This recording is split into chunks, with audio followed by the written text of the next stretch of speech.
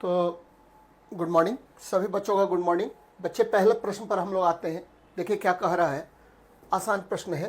कह रहा है कि प्रश्न में कह रहा है, आपको पहला प्रश्न है, कह रहा है कि जब किसी रबड़ बैंड को स्ट्रेच करते हैं तो बताइए कि स्थानांतरित ऊर्जा किस रूप में स्टोर्ड होती है।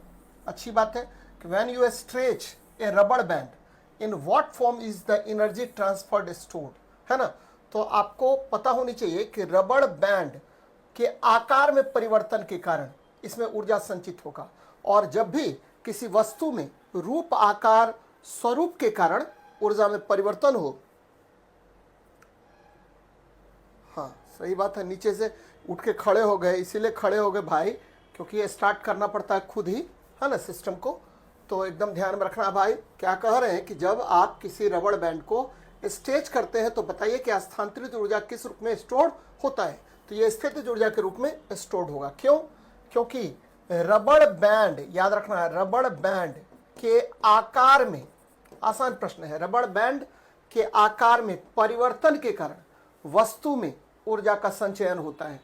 रबड़ बैंड में, याद रखना है, रबड़ बैंड में, ठीक है, आकार में परिवर्तन, आकार या आप कह सकते हैं शेप, या आप कह सकते हैं स्वरूप में परिवर्तन के कारण, स्वरूप मतलब फॉर्म हो गया, में परिवर्तन के कारण, में परिवर्तन के कारण, ठीक है, ऊर्जा का संचयन होगा, ऊर्जा का संचयन होता है। एकदम ध्यान में रखिएगा, संचयन होता है। तो इस प्रकार की ऊर्जा को आप क्या कहते हैं? स्थितिज ऊर्जा कहते हैं। ये ध्यान में रखना है भाई। अच्छा प्रश्न है और कंफ्यूज करता है, कभी कभी आपको कंफ्यूज कर देगा कि रबड़ बैंड में क्या होगा। तो ठीक है, जैसे आप जानते होंगे कि उठाए गए हथौड़े में कौन सा ऊर्जा, उठाए गए हथौड़े में, तो आपको पता होगा इसमें भी आपका पोटेंशियल एनर्जी होगा।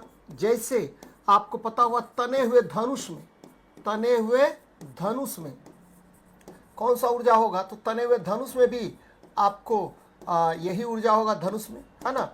ये रबड़ बैंड किस में होता है? गुलेती में। मान लीजिए गुलेती है तो गुलेती में आप स्ट्रेच करते हैं। और जब भी पोटेंशियल एनर्जी की बात करते हैं तो आपको पता होनी चाहिए कि अनेक फॉर्म में पोटेंशियल एनर्जी होता है, लेकिन जनरल फॉर्मूला जो होता है पोटेंशियल एनर्जी का वह होता है mgh, है ना, mgh होता है। तो ये ध्यान में रखिएगा।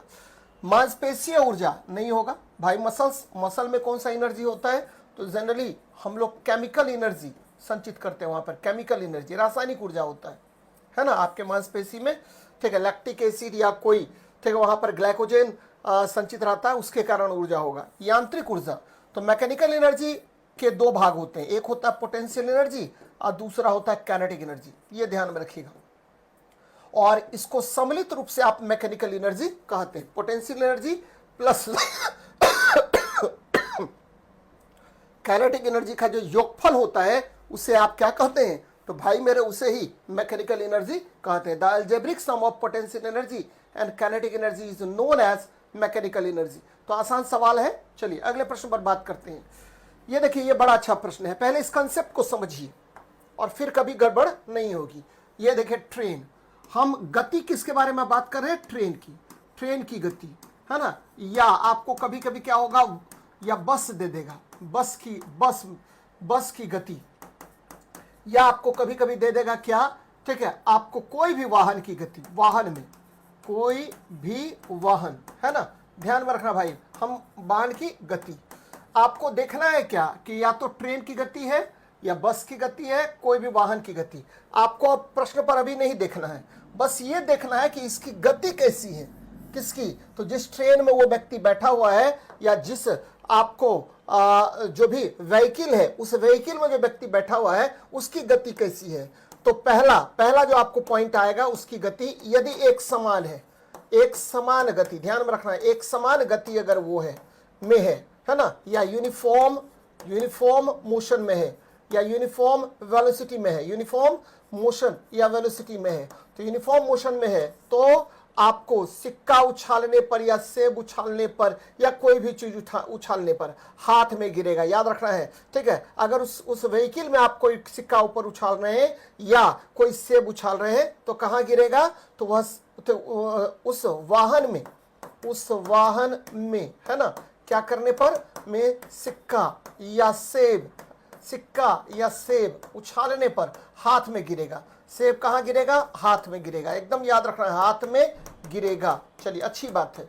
यदि क्या हो, आपको यूनिफॉर्म मोशन में हो, अभी हम प्रश्न पर नहीं आ रहे हैं, अभी सीधे हम इस पर बात कर रहे हैं। एक समान गति में होगा तो कहां गिरेगा, तो सिक्का या सेब उसके हाथ में गिरेगा। दूसरा देखिए, दूसरा है क्या, तो त्वरित गति में हो, ध्यान में रखना, त्वरित गति में यानी एक्सेलरेटेड मोशन में हो, एक्सेलरेटेड मोशन में हो, ध्यान में रखिएगा। एक्सेलरेटेड मोशन में होगा तो पीछे गिरेगा, याद रखना है, पीछे गिरेगा। ये जो सिक्का उछलेगा या सेब गिरेगा, कहां गिरेगा, तो पीछे गिरेगा, एकदम ध्यान में रखिएगा। और ठीक है, आपको कौन सी गति, तो अगर मंदित गति में हो, मंदित गति में हो, यानी इसको बोलते हैं रिटार्डेड मोशन,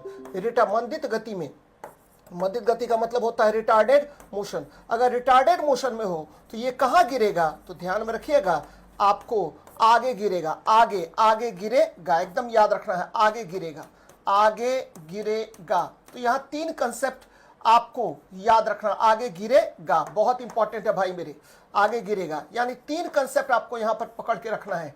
क्या क्या कंसेप्ट मैंने कहा कि देखिए भाई, अगर ट्रेन की गति या बस की गति या कोई वाहन की गति है, एक समान गति में वो व्यक्ति मूव कर रहा है, तो आपको उसके हाथ में सिक्का या सेब या कोई भी वस्तु जो उछाला है वो उसके हाथ में गिरेगा। अगर त्वरित गति में होगा तो पीछे गिरेगा, और मंदित गति में होगा तो ध्यान में रखिएगा, आगे गिरेगा। अब प्रश्न पर आइए, प्रश्न को देखिए क्या कह रहा है कि एक लड़का एक ट्रेन में के डब्बे में सबसे ऊपर की बर्थ में बैठा हुआ है, जो एक स्टेशन पर रुकने वाली है। ध्यान में रखिएगा, जब गाड़ी रुकने वाली होती है तो वेग घटता है, ध्यान में रखिएगा, वेग क्या होगा, घटेगा, है ना।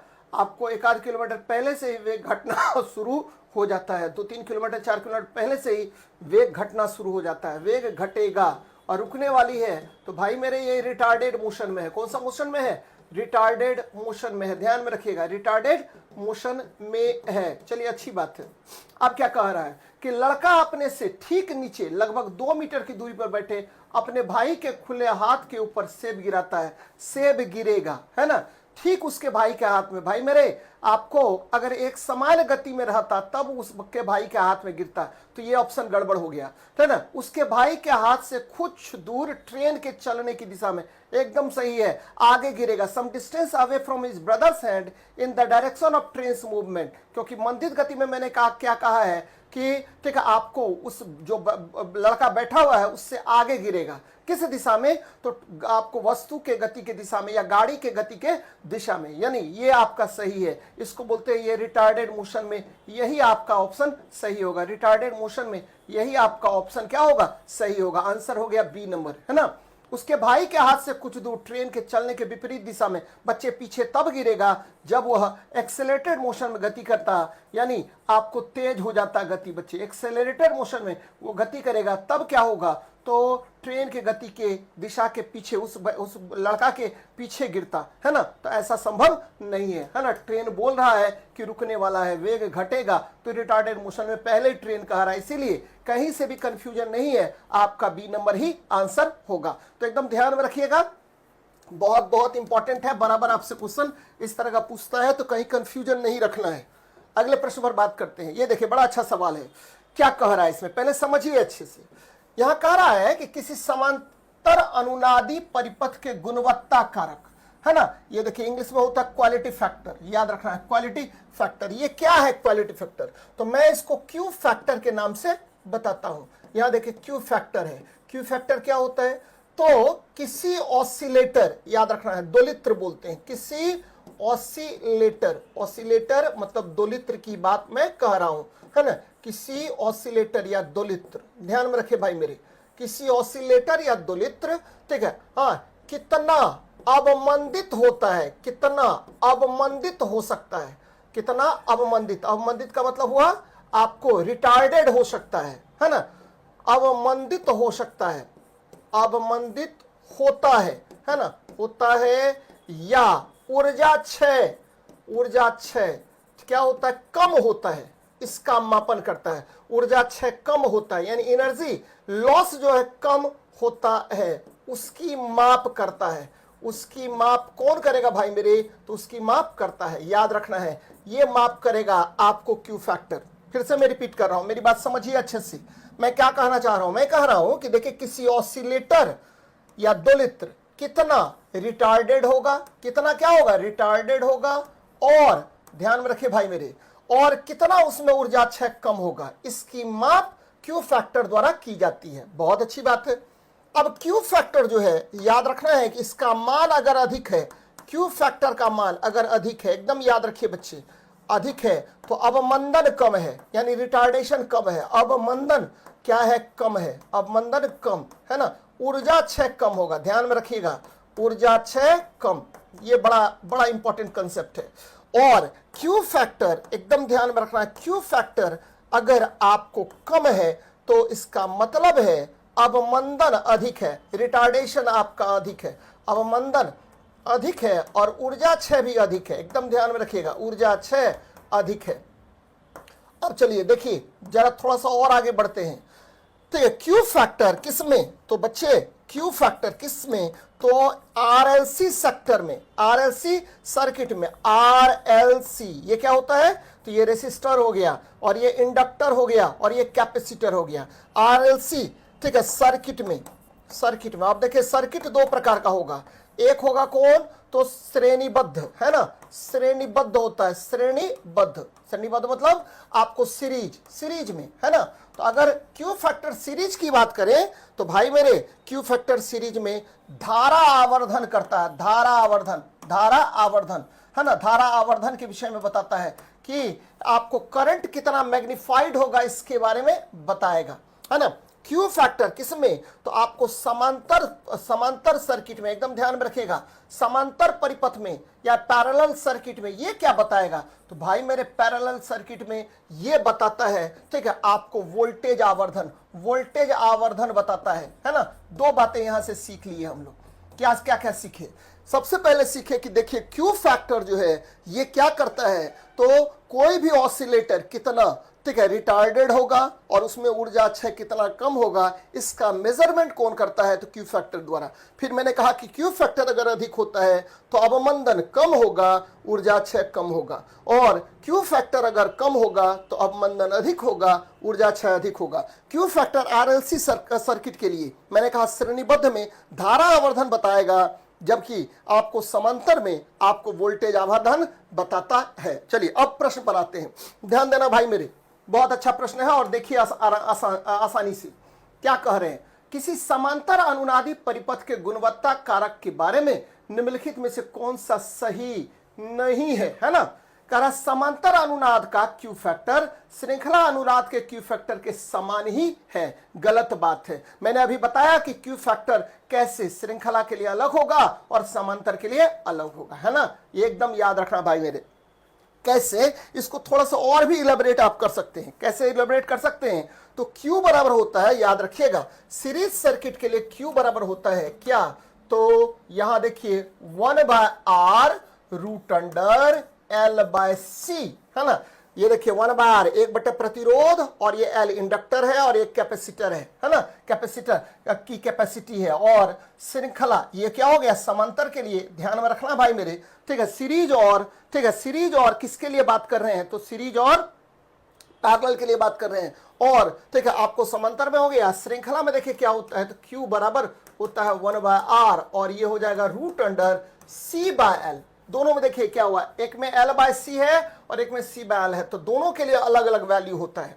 मैंने कहा आपको क्यू फैक्टर धारा आवर्धन प्रदान करता है। मैंने कहा समांतर अनुनादी परिपथ में, ठीक है, आपको क्या होगा, तो क्यू फैक्टर क्या करता है, तो वोल्टेज आवर्धन प्रदान करता है। तो यहां देखिए, ठीक है, क्यू फैक्टर धारा आवर्धन प्रदान करता है, तो ये भी गलत हो गया।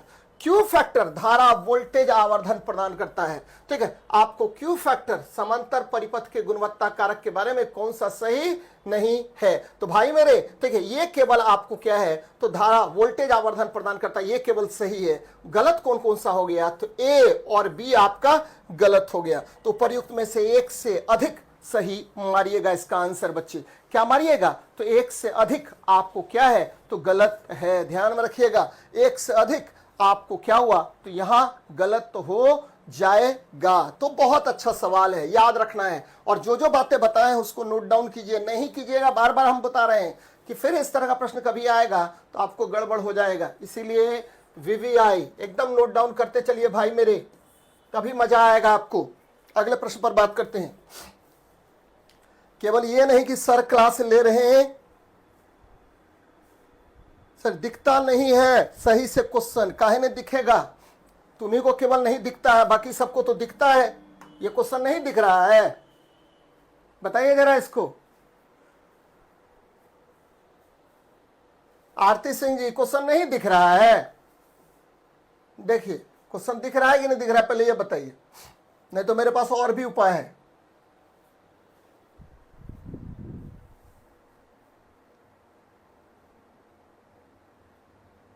जब दिखवे नहीं करेगा तो पढ़ा के क्या फायदा है? ये तो दिख रहा है, चलिए अच्छी बात है, दिख रहा है तो बढ़िया बात है। कह रहा दो समांतर तारों में परस्पर विपरीत दिशा में, यानी in two parallel wires currents are flowing in opposite directions. ये देखिए, ये अगर ठीक है, दो समांतर तारों में अगर क्या होगा, समान दिशा में धारा प्रवाहित हो। ध्यान में रखना भाई मेरे, ये आई करंट इधर भी जा रहा है और इधर भी जा रहा है। तो आपको पता है सर ने कई बार बताया है कि मैक्सवेल के थंब रूल के अनुसार दोनों में क्या होगा, तो भाई मेरे आकर्षण बल लगेगा। एकदम ध्यान में रखिएगा, आकर्षण बल लगता है ना, आकर्षण बल। और जैसे इसको अपोजिट कर दिए, ये देखिए अपोजिट कर दिए, तो दोनों में क्या होगा, प्रतिकर्षण बल लगेगा, है ना। ध्यान में रखना भाई मेरे, प्रतिकर्षण बल लगता है, यानी रिपल्सिव फोर्स यहां पर एक्ट होगा। और ये किस नियम से, तो बच्चे ये जो है आपको मैक्सवेल के थंब रूल से ऐसा होगा। तो दो समांतर तारों में परस्पर विपरीत दिशाओं में धारा प्रवाहित हो रही है, तो वे एक दूसरे को प्रतिकर्षित करेंगे, है ना। और ये ध्यान में रखिएगा, बड़ा इंपॉर्टेंट कंसेप्ट है यह, ठीक है। यह आपको किसकी वजह से होता है, तो यह मैक्सवेल के थंब रूल के अनुसार, मैक्सवेल के थंब रूल के अनुसार होगा। क्योंकि दोनों जो है तार में आपको चुंबकीय क्षेत्र अपोजिट डायरेक्शन में प्रोड्यूस हो जाएगा, थंब रूल के अनुसार होता है, थंब रूल के अनुसार होता है। क्या क्यों ऐसा होगा, क्यों ऐसा होगा, तो भाई मेरे एकदम ध्यान में रखना है कि जैसे इधर किए तो ये देखिए ये जो मैग्नेटिक फील्ड प्रोड्यूस हुआ, ये अपोजिट डायरेक्शन में प्रोड्यूस हो जाएगा, अपोजिट डायरेक्शन में। ये देखिए अपोजिट डायरेक्शन में यहां पर प्रोड्यूस होगा, है ना, जिसके कारण आपको दोनों में अट्रैक्शन लगेगा, दोनों में क्या लगेगा, आकर्षण लगेगा। एकदम ध्यान में रखिएगा, जैसे ही अपोजिट डायरेक्शन में आपको करंट को करेंगे तो क्या होगा, तो मैग्नेटिक फील्ड दोनों के एक ही डायरेक्शन में लगेगा भाई मेरे, है ना। याद रखना है कि ये क्या हो जाएगा, अपोजिट डायरेक्शन जैसे काम करेंगे तो ध्यान में रखिएगा कि यहां पर रिपल्सन काम करेगा। क्या काम करेगा, रिपल्सन, प्रतिकर्षण काम करेगा। मैग्नेटिक फील्ड के अपोजिट होने की वजह से यहां पर अपोजिट मैग्नेटिक फील्ड होगा, यहां पर सेम डायरेक्शन में मैग्नेटिक फील्ड, ये देखिए सेम डायरेक्शन में ये क्या होगा, तो मैग्नेटिक फील्ड प्रोड्यूस हो जाएगा, जिसकी वजह से यहां लगेगा आपको रिपल्सन, यहां लगेगा आपको अट्रैक्शन। तो बातें एकदम इंपॉर्टेंट है और बराबर आपको जाननी चाहिए इसको। अगले प्रश्न पर बात करते हैं। ये देखिए 40 क्वेश्चन होगा पुष्पम कुमारी जी।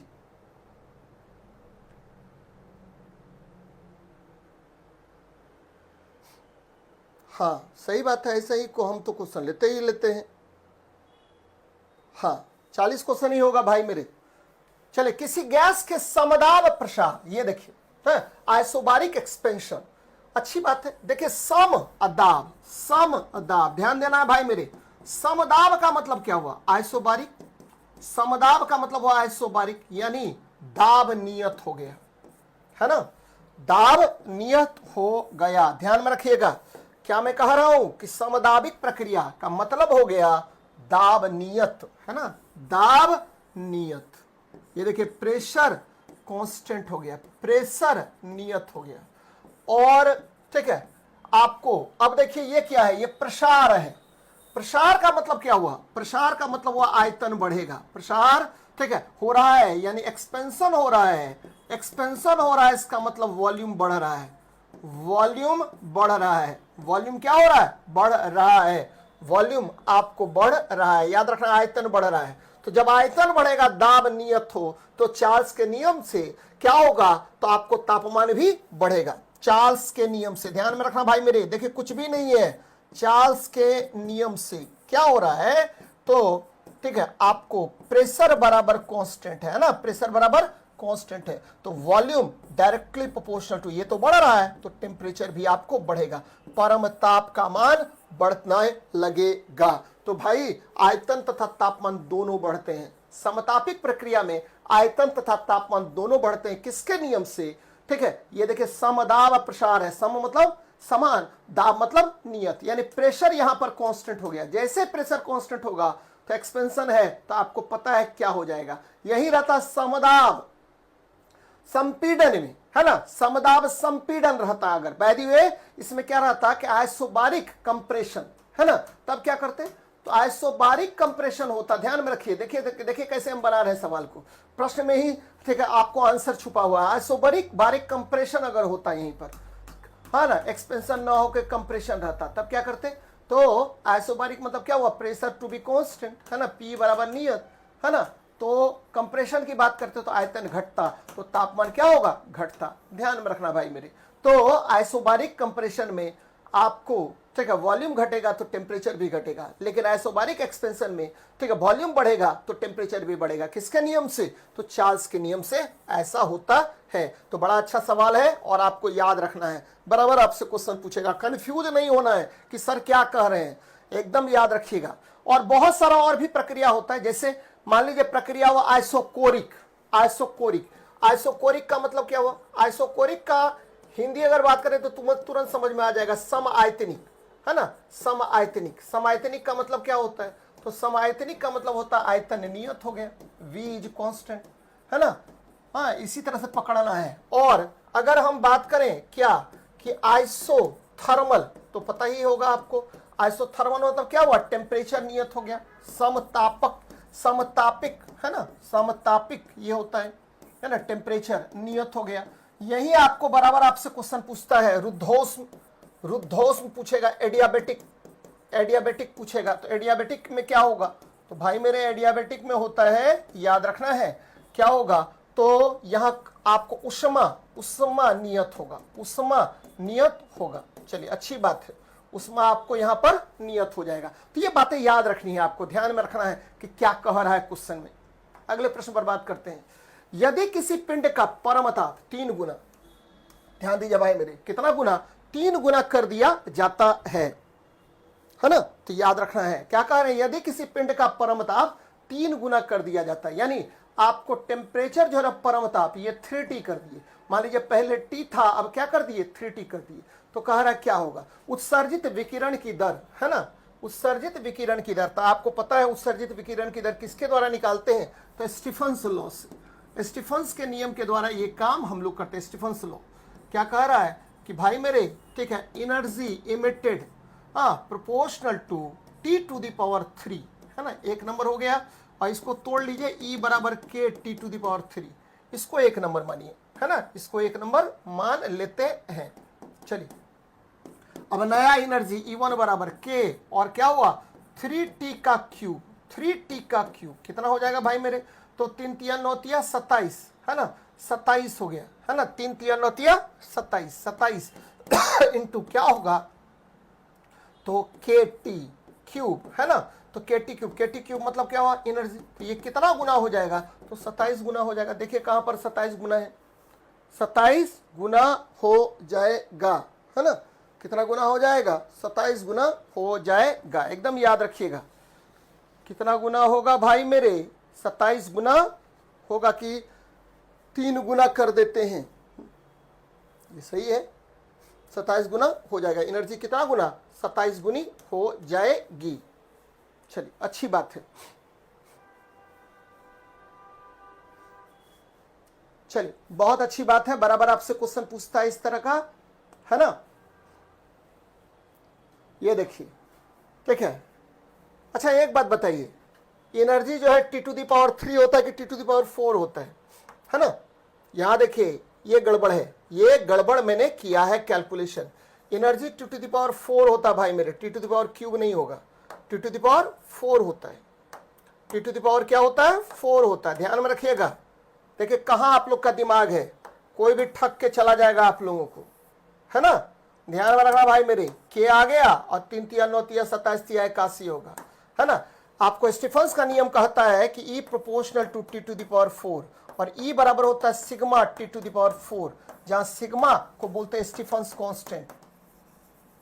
और कमेंट मेरे साथ भी कमेंट करके बोलते हैं क्या कि जहां सर सही है सर, क्या यार, ठीक है 81 और टी टू द पावर 4, है ना। तो ये देखिए क्या हो जाएगा 81 into T to the power 4 कीजिए, है ना। तो ये आ जाएगा आपको 81, हाँ 81 के टी टू द पावर 4 और ये वैल्यू आ जाएगा 81 ई, है ना। 81 गुना होगा ना कि 27 गुना होगा। चेक कर रहे थे कहाँ दिमाग है आप लोगों का, कुछ पता ही नहीं है कौन दुनिया में है, नहीं है। पूछ भी रहे हैं कि सर बताइए क्या होगा। आगे बढ़ते हैं। डोमेन निम्नलिखित में से किस पदार्थ में बनते हैं। मेन है कि आप लोग ध्यान देकर के पढ़ते नहीं है, बातों में रहते हैं, एक दूसरे से बात करने के चक्कर में रहते हैं भाई, है ना। बात करने के चक्कर में कम रही है, पढ़ाई करने के चक्कर में। देखिए कितना लाजवाब सवाल है। डोमेन, अच्छा डोमेन होता क्या है पहले ये जान लेते हैं। याद रखिए यह परमाणुओं का समूह है। देखिए कितना आसानी से बता रहे हैं, यह परमाणुओं का समूह है, यानी ये आपको ग्रुप ऑफ एटम्स है, यह परमाणुओं का समूह है। सब अपने में बात करने में रहेगा, क्वेश्चन पर ध्यान नहीं देगा, क्या होगा यही सब होगा आपका। याद रखिए गुरु कोई काम नहीं आने वाला है, ठीक है। कोई बंधु मित्र भाई बहन चाचा चाची पिता कोई भी अगर असफल हो गए तो गए काम से, ठीक है। यदि सफल है तो सब आपके साथ है, इसीलिए पढ़ाई पर थोड़ा ध्यान दीजिए। और एक लड़का कल देख रहे थे हम, कमेंट देख रहे थे, तो एक लड़का कमेंट करके भेज रहा है सर ठीक है 3 का पते नहीं 4 क्या होगा। भाई जब एग्जाम हो जाएगा ना तब पता चलेगा तोरा कि क्या होगा नहीं होगा, है ना। इसीलिए अभी कंसोलिडेटेड करने का समय है। जिस टॉपिक में आपको दिक्कत होती है उस टॉपिक में को अच्छे से मजबूत कीजिए, पढ़िए। दिक्कत है शशांक सर से संपर्क कीजिए, किसी भी टॉपिक में कहीं भी कोई भी प्रॉब्लम अगर है, ठीक है, तो मेरे से संपर्क कीजिए और अपने उस टॉपिक को मजबूत कर लीजिए, नहीं तो फिर मौका नहीं मिलेगा। नहीं तो यूट्यूबिया मास्टर सबसे पढ़िए, बहुत सारे यूट्यूबिया मास्टर है जो क्या करेगा, परमाणु में कितने प्रकार के कण होते हैं यही सब पढ़ाता रह जाएगा। आजकल देखते हैं हम, ठीक है, बहुत सारे लोग जो है ना वो क्या करते हैं, एकदम बउआ क्वेश्चन लगा करके पूरा डील कर देगा, अंत में बोलेगा कि यार क्या लाजवाब किए। एनसीईआरटी पढ़ाता है, एनसीईआरटी का अंदर नहीं ले जाएगा, ऊपरे करवाएगा। क्या करवाएगा कि अमीबा क्या है, प्रोटोजोआ क्या है, पैरामीशियम क्या है, यही सब करवाता रहता है, देखते हैं। इसीलिए ठीक है, कहीं भी अभी कंसोलिडेटेड करने का समय है भाई। आपने कमेंट किया था इसीलिए उस कमेंट का जवाब मेरे लिए है, पता नहीं कौन लड़का किया था। आगे बढ़ रहे हैं। डोमेन निम्नलिखित में से किस पदार्थ से में बनते हैं। तो मैंने कहा यह परमाणुओं का समूह है। चुंबकीय क्षेत्र चुंबकीय क्षेत्र और उसी लड़के का रिजल्ट होता है, ध्यान में रखिए बच्चे। मैंने ठीक है टीआरई 1.0 है ना 2.0, सबसे पहले स्टेट की बात कीजिए, किसी का रिजल्ट नहीं होता था स्टेट में, और मेरे सारे बच्चों का रिजल्ट स्टेट में हुआ है। अकेले शशांक शेखर पढ़ाता था, ठीक है, पूरा प्लेटफॉर्म में 1.0 2.0 3.0 है ना। 3.0 जो कैंसिल हुआ था उसमें केवल मैंने नहीं पढ़ाया था, ध्यान में रखिए बच्चे, केवल 3.0 कैंसिल में मैंने नहीं पढ़ाया। 1.0 2.0 3.0 सारे बच्चे मेरे पढ़े हुए हैं, है ना। किसी से भी पूछिएगा जो जॉब कर रहा है कि किससे पढ़ा था साइंस, तो बताएगा कि शशांक सर से पढ़े थे। बाद में भले ही कोई क्वेश्चन आकर के डिस्कशन कराने लगा, दूसरी बात है, ठीक है। कैंसिल में केवल मैंने नहीं पढ़ाया, 4.0 में फिर मैं आ गया हूं। और 100% मैं बार बार बता रहा हूं 100% मेरे बच्चों का रिजल्ट होता है, उसमें कहीं कोई दो राय नहीं है। हाँ, बशर्ते 2-3 काम करेगा। पहला काम यह करना है कि जो मैं पढ़ाता हूं, जो मैं लिखाता हूं, उसको नोट डाउन करना है भाई। बाकी मैं भी कुछ कर नहीं सकता हूं, जब तक आप क्या करेंगे, मेहनत खुद नहीं करेंगे, आपका रिजल्ट नहीं होगा।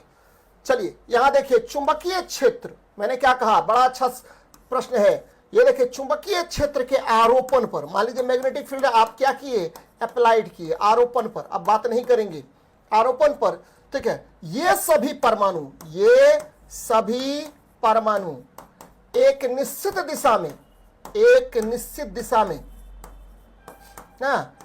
एक निश्चित दिशा में एलिग्न हो जाते हैं। एलिग्न पता है, एक जैसा दिशा हो जाएगा, एलिग्न हो जाते हैं, एलिग्न हो जाते हैं बच्चे, एक दिशिक हो जाते हैं, एलिग्न हो जाते हैं, है ना। ऐसे परमाणुओं के समूह को ही आप डोमेन कहते हैं, और यह केवल और केवल लौह चुंबकीय पदार्थों में पाया जाता है। ध्यान में रखिएगा, केवल और केवल लौह चुंबकीय पदार्थों में पाया जाएगा। और लौह चुंबकीय पदार्थ का संरचना थोड़ा सा देख लीजिए भाई मेरे, ये देखिए ये संरचना है, और यहां देखिए ये परमाणुओं का समूह है, परमाणुओं का समूह है, ये देखिए परमाणुओं का समूह है, और ये देखिए यहां पर ये परमाणु है। जैसे ही मैग्नेटिक फील्ड प्रोड्यूस करेंगे तो सारा, ठीक है, जिस डायरेक्शन में लगेगा एक ही डायरेक्शन में लगेगा। इसीलिए, ठीक है, ये क्या होता है, प्रबल चुंबकीय पदार्थ होता है। यानी डोमेन के कारण ही, एकदम याद रखना भाई मेरे, डोमेन के कारण ही लौह चुंबकीय पदार्थ प्रबल चुंबकीय पदार्थ है ना। डोमेन के कारण ही, ड्यू टू डोमेन, डोमेन के कारण ही क्या, कौन सा पदार्थ, तो फेरोमैग्नेटिक मटेरियल, फेरोमैग्नेटिक क्या होगा, तो प्रबल चुंबकीय पदार्थ है, प्रबल पदार्थ है, प्रबल पदार्थ है, एकदम ध्यान में रखिएगा, प्रबल पदार्थ है। चलिए अच्छी बात है, चलिए प्रबल पदार्थ है बच्चे, है ना। तो ध्यान में रखिएगा लौह चुंबकीय पदार्थ।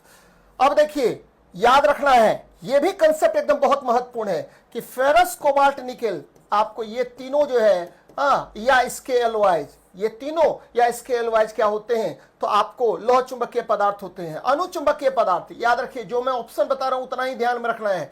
मैग्नीशियम, एल्युमिनियम, है ना। उसके बाद याद रखना भाई मेरे, ये देखिए ऑक्सीजन, पैरामैग्नेटिक मटेरियल, प्रतिचुंबकीय पदार्थ बहुत ज्यादा इंपॉर्टेंट है। नाइट्रोजन, हाइड्रोजन, है ना। उसके बाद कॉपर, ये तीन आपको याद रखना है, बराबर आपसे क्वेश्चन पूछता है। चलिए अगले प्रश्न पर बात करते हैं। पृथ्वी की इसके अक्ष के परितः गति कैसी होगी। अच्छा, पृथ्वी कैसे गति करेगा, जरा फिगर से देखते हैं। ये देखिए, ये आपका सूर्य है, ये आपका सूर्य है भाई, है ना, ये सन है, और सन के चारों तरफ पृथ्वी आपकी गति करती है। ये अपने अक्ष के परितः भी गति करेगा। ये देखिए अक्ष के परितः गति कर रहा है पृथ्वी। और आप सभी बच्चों को पता होगा, ये मान लीजिए ये है ना, सेंटर है, ये देखिए यहां से, और ये अक्ष के परितः गति कर रहा है। और ये कितने घंटे में, तो आप सभी बच्चों को पता है कि, है ना, 24 घंटे में, 24 घंटे में, है ना, 24 घंटे में आपको घूर्णन गति करता है। घूर्णन गति किस वेग से, घूर्णन गति किस वेग से, तो याद रखना 0.4621, है ना, 0.4621 किलोमीटर प्रति सेकेंड के वेग से, है ना, के वेग से यह गति करता रहता है ना। याद रखना भाई मेरे, यह गति करेगा। और ठीक है, सूर्य के चारों तरफ भी गति करता है, किस वेग से, तो यह गति करता है 30 किलोमीटर प्रति सेकेंड के वेग से। और इसमें कितना समय लगता है, तो ये लगता है, ध्यान में रखिएगा, 365 दिन, है ना, एक चक्कर लगाता है। इसको बोलते हैं परिक्रमण गति, परिक्रमण, रिवोल्यूशनरी मोशन कहते हैं, परिक्रमण गति कहते हैं। और ये जो गति करता है इसको बोलते हैं, ध्यान में रखना भाई मेरे, इसको बोलते हैं घूर्णन गति, घूर्णन गति या रोटेटरी मोशन कहते हैं। अब प्रश्न पर आते हैं, प्रश्न पर आइए, देखिए क्या कर रहा है। पृथ्वी इसके अक्ष के परितः, यानी पृथ्वी अपने अक्ष 23.5 डिग्री के परितः झुका हुआ है। ध्यान में रखना है, ये देखिए 23.5 डिग्री के परितः झुका हुआ है, और इसी पर यह क्या करता है, तो घूर्णन गति करता है। तो ये गति 24 घंटे के बाद फिर दोहराया जाएगा, इसीलिए यह आवर्ती गति होता है। परंतु सरल आवर्त गति नहीं है भाई मेरे, है ना, आवर्ती गति नहीं है, गलत बात है, आवर्ती गति है, सरल आवर्त गति नहीं होता है। क्यों, क्योंकि सरल आवर्त गति में याद रखिएगा कि बल के विपरीत विस्थापन उत्पन्न होता है। ऐसा, ठीक है, आपको पृथ्वी के घूर्णन गति के कंसेप्ट में नहीं है ना, इसीलिए यह सरल आवर्त गति नहीं है। याद रखना है कि सरल आवर्त गति में मैंने दो कंसेप्ट बताने हैं आपको, बार बार आपको पूछता है। पहला, वस्तु आवर्त गति में हो, वस्तु कौन सी गति में हो, वस्तु आवर्त गति में हो, ये पहला बात है, आवर्त गति में हो, द बॉडी इज इन, ठीक है, पेरियोडिक मोशन। और दूसरा, आपको बल के विपरीत विस्थापन उत्पन्न हो, तो ऐसी गति को आप सरल आवर्त गति कहते हैं। तो कहीं से भी पृथ्वी की गति, ठीक है, सरल आवर्त गति नहीं है। तो ध्यान में रखिएगा, आवर्ती होती है परंतु आवर्त गति नहीं है ना, सरल आवर्त गति नहीं है बच्चे। आवर्ती का मतलब क्या हुआ, आवर्ती का मतलब हुआ निश्चित समय अंतराल में, ध्यान में रखिएगा, निश्चित समय अंतराल में, समय, ठीक है, समय अंतराल में, है ना, समय अंतराल में, आवर्ती का मतलब समय अंतराल में, ठीक है, समान पथ पर, कौन सा पथ पर, समान पथ पर, ये नहीं कि दूसरा पथ ले लिया, समान पथ पर गति दोहराना, गति दोहराना, गति दोहराना, ध्यान में रखें बच्चे, इसी को बोलते हैं आवर्ती गति। यानी यदि कोई वस्तु निश्चित समय अंतराल में समान पथ पर गति को बार बार दोहराता है तो ऐसी गति को आवर्ती गति कहते हैं, पैरेडिक मोशन कहते हैं। तो ये बातें याद रखनी है। और फिर मैंने कहा सरल आवर्त गति, इसको भी मैंने इलेबोरेट कर दिया कि वस्तु आवर्त गति में हो और बल के विपरीत विस्थापन उत्पन्न हो, तभी जाकर के वो सरल आवर्त गति होगा। तो पृथ्वी की अपने अक्ष के चारों तरफ गति जो है वह सरल आवर्त गति नहीं होता है। चलिए नेक्स्ट देखते हैं क्या हमारा क्वेश्चन है। सरल लोलक की प्रभावकारी लंबाई L तथा आवर्तकाल के में खींचा गया ग्राफ क्या होगा। भाई मेरे ग्राफ के विषय में चर्चा कर रहा है, कोई बात नहीं है। आपको पता है टी स्क्वायर, है ना, आपको पता है क्या सरल लोलक का जो आवर्तकाल होता है, कई बार मैंने पढ़ाया है इसी सेशन में, T बराबर होता है 2 पाई रूट अंडर L/g। कोई प्रॉब्लम नहीं है, दोनों तरफ स्क्वायर कर दीजिए। टी स्क्वायर बराबर हो गया 4 पाई, ठीक है, स्क्वायर अपॉन जी इंटू एल कर दिए भाई मेरे, है ना, ध्यान में रखिएगा, दोनों तरफ स्क्वायर कर दिए। अब देखिए, है ना, ये देखिए ये क्या हुआ, अब इसके बीच ग्राफ, तो ये टी स्क्वायर डायरेक्टली समानुपाती हो गया एल के। अब कह रहा है कि टी स्क्वायर और इसके बीच ग्राफ खींचने के लिए एल के बीच, तो भाई मेरे ये हमेशा क्या होगा, स्ट्रेट लाइन होगा, क्योंकि डायरेक्टली प्रोपोर्शनल है। ये हमेशा क्या होगा, तो सरल रेखा होगा, एकदम ध्यान में रखिएगा, सरल रेखा होगा, कहीं से भी कोई दिक्कत नहीं है। जो डायरेक्टली प्रोपोर्शनल हो वह क्या हो जाएगा, तो सरल रेखा होता है। बराबर आपसे क्वेश्चन यहां पर इस तरह का पूछेगा तो आपको कहीं भी कंफ्यूजन नहीं रखना है, जैसे ही डायरेक्टली प्रोपोर्शनल हो। हाँ, ये जरूर होता कि अगर हमको एल और, ठीक है, ये देखिए टी स्क्वायर और एल का बीच में ग्राफ अगर बोल रहा है तब तो सरल रेखा होता, और इसमें अगर कुछ चेंजेज होता तो फिर ग्राफ बदल सकता था, है ना। तो ध्यान में रखिएगा, ये हमेशा क्या होगा, सरल रेखा होगा। और सरल लोलक का आवर्तकाल दो ही फैक्टर पर निर्भर करता है, एक लंबाई और दूसरा क्या भाई मेरे गुरुत्वीय त्वरण पर डिपेंड करता है, जो कि फॉर्मूला मैंने लिखा है। तो एकदम कहीं भी कंफ्यूजन नहीं है, ये सरल रेखा ही होगा।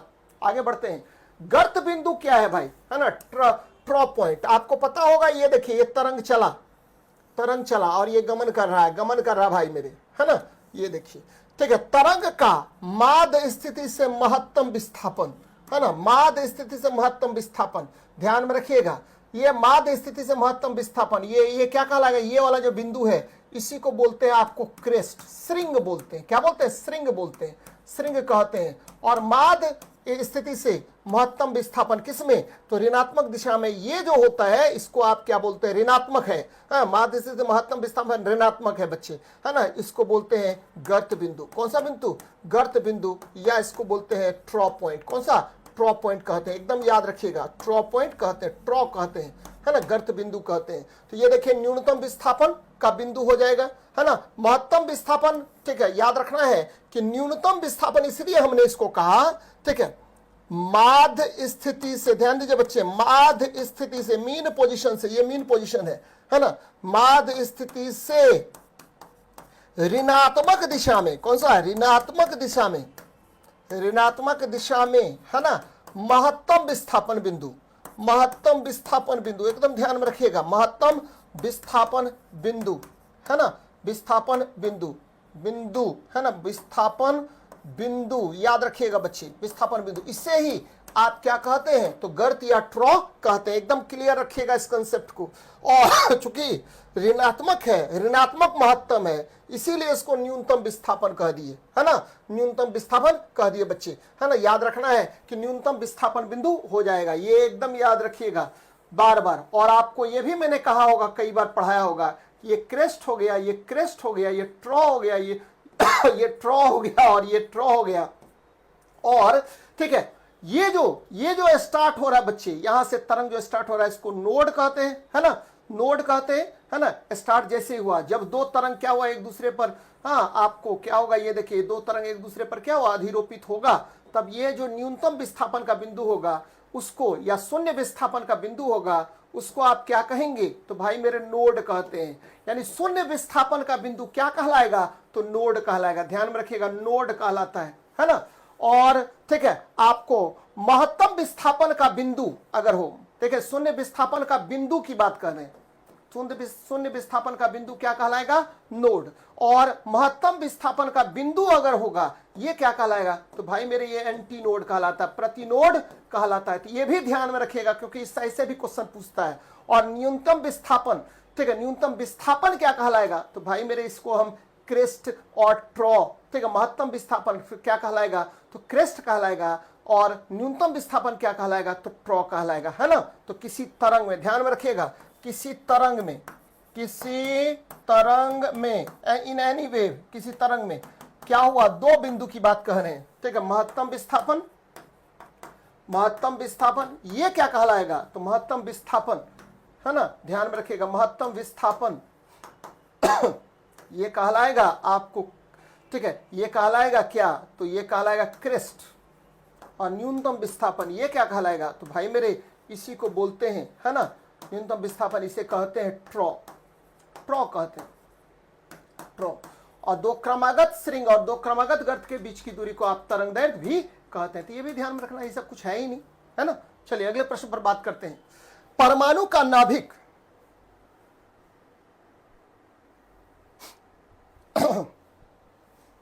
सब जितना बैच का चर्चा करना है ना भाई मेरे, सब यहीं पर कर ले, ठीक है। नेहा सिंह जी पढ़ाई पर ध्यान दीजिए, आप परचेजिंग पर ध्यान थोड़ा सा कम दीजिए, अभी जो पढ़ रहे हैं इस पर काम कीजिए।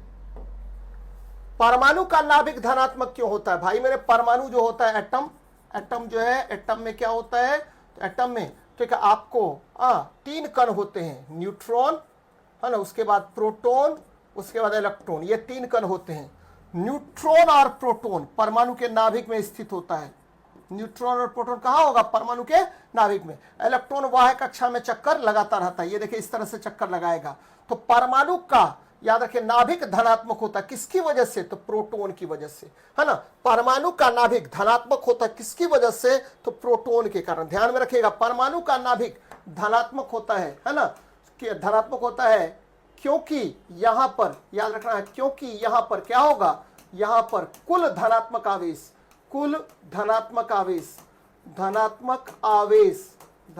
आवेश जिसको क्या बोलते हैं, प्रोटॉन केंद्रित रहता है, एकदम ध्यान में रखिएगा केंद्रित रहता है, जिसकी वजह से यह क्या होगा, तो आपको परमाणु का नाभिक धनात्मक होता है। अब परमाणु का नाभिक धनात्मक होता है ये किसने कहा था सबसे पहले, तो यह रदरफोर्ड ने कहा था। रदरफोर्ड के अनुसार परमाणु का नाभिक क्या होता है, तो यह रदरफोर्ड के अनुसार क्या हुआ, तो बच्चे परमाणु का नाभिक धनात्मक होता है, तो प्रोटॉन की उपस्थिति के कारण। आसान सवाल है। चलिए नेक्स्ट क्वेश्चन देखते हैं। करा पूर्ण सूर्य ग्रहण के दौरान सूर्य को, अच्छा पूर्ण सूर्य ग्रहण कब लगता है, तो ये देखिए सूर्य है ना, ये सूर्य है आपका, और मध्य में कौन आ गया, तो ये चंद्रमा आ गया, है ना। और ये सूर्य है, बच्चे बड़ा कर देते हैं इसको, सूर्य है, और ये आपकी क्या है, पृथ्वी है ना। तो क्या होगा, तो ये देखिए ये आपको ठीक है, यहां पर क्या होगा, तो कंप्लीट क्या होगा, तो भाई मेरे कंप्लीट यहां पर क्या होता है, तो यहां पर अंधकार आ जाता है, सीधी रेखा पर अंधकार आ जाएगा, है ना। सीधी रेखा में कंप्लीट यहां पर क्या होगा, तो छाया, है ना, छाया आ जाता है। याद रखिएगा कि ऐसा छाया जहां पर पूर्ण अंधकार हो, छाया आ गया, है ना, छाया आ गया, जिसको अम्बरा कहते हैं। याद रखना भाई मेरे, ये पूर्ण अंधकार क्षेत्र है, पूर्ण अंधकार क्षेत्र है, कंप्लीट डार्क एरिया है, पूर्ण अंधकार क्षेत्र है। और इसको मैंने क्या कहा कि यदि पूर्ण अंधकार या पूर्ण काला क्षेत्र हो, काला क्षेत्र, तो उसको क्या कहते हैं, तो भाई मेरे अम्बरा कहते हैं। अम्बरा आ गया, इस जगह पर कंप्लीट अम्बरा आ गया, है ना, अम्बरा बोलते हैं इसको, पूर्ण काला क्षेत्र।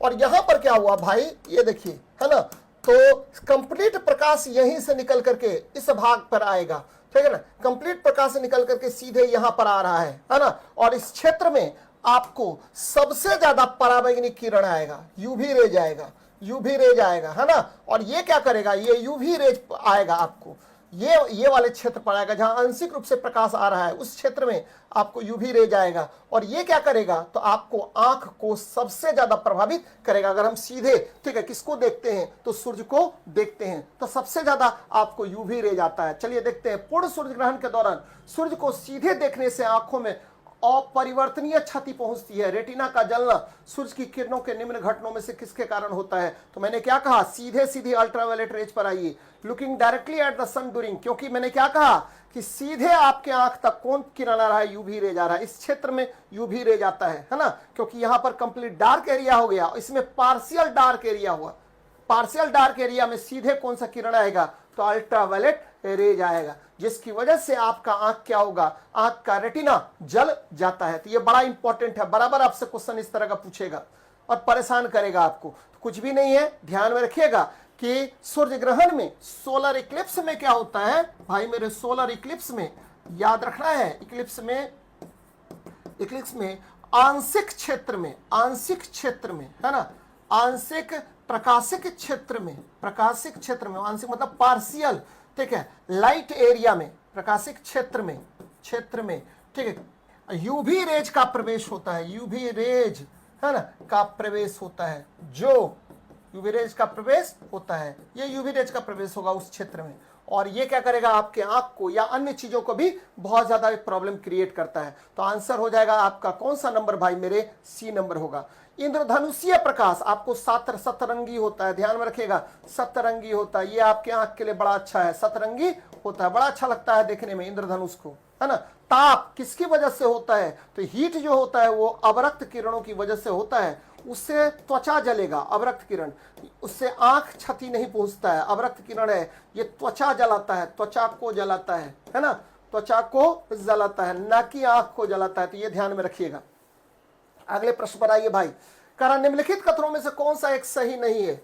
मृग तृष्णा एक प्रकाशिक भ्रम है जो प्रकाश के पूर्णांतरिक परिवर्तन से उत्पन्न होता है। मृग तृष्णा, हाँ बच्चे, मिरेज, मिरेज बोलते हैं इसको, क्या बोलते हैं, मिरेज कहते हैं। और मिरेज जो है ना, आपको जल के होने का दृष्टि भ्रम होता है, जल के होने का दृष्टि भ्रम, रेगिस्तानी क्षेत्रों में होने का दृष्टि भ्रम होता है। दूर से देखने पर क्या होगा, जल लगेगा कि जल है, और जैसे वहां निकट जाएंगे तो ना तो कोई जल होता ना कुछ होता है ना, ध्यान में रखिएगा, ये आपको क्या है, तो सही है।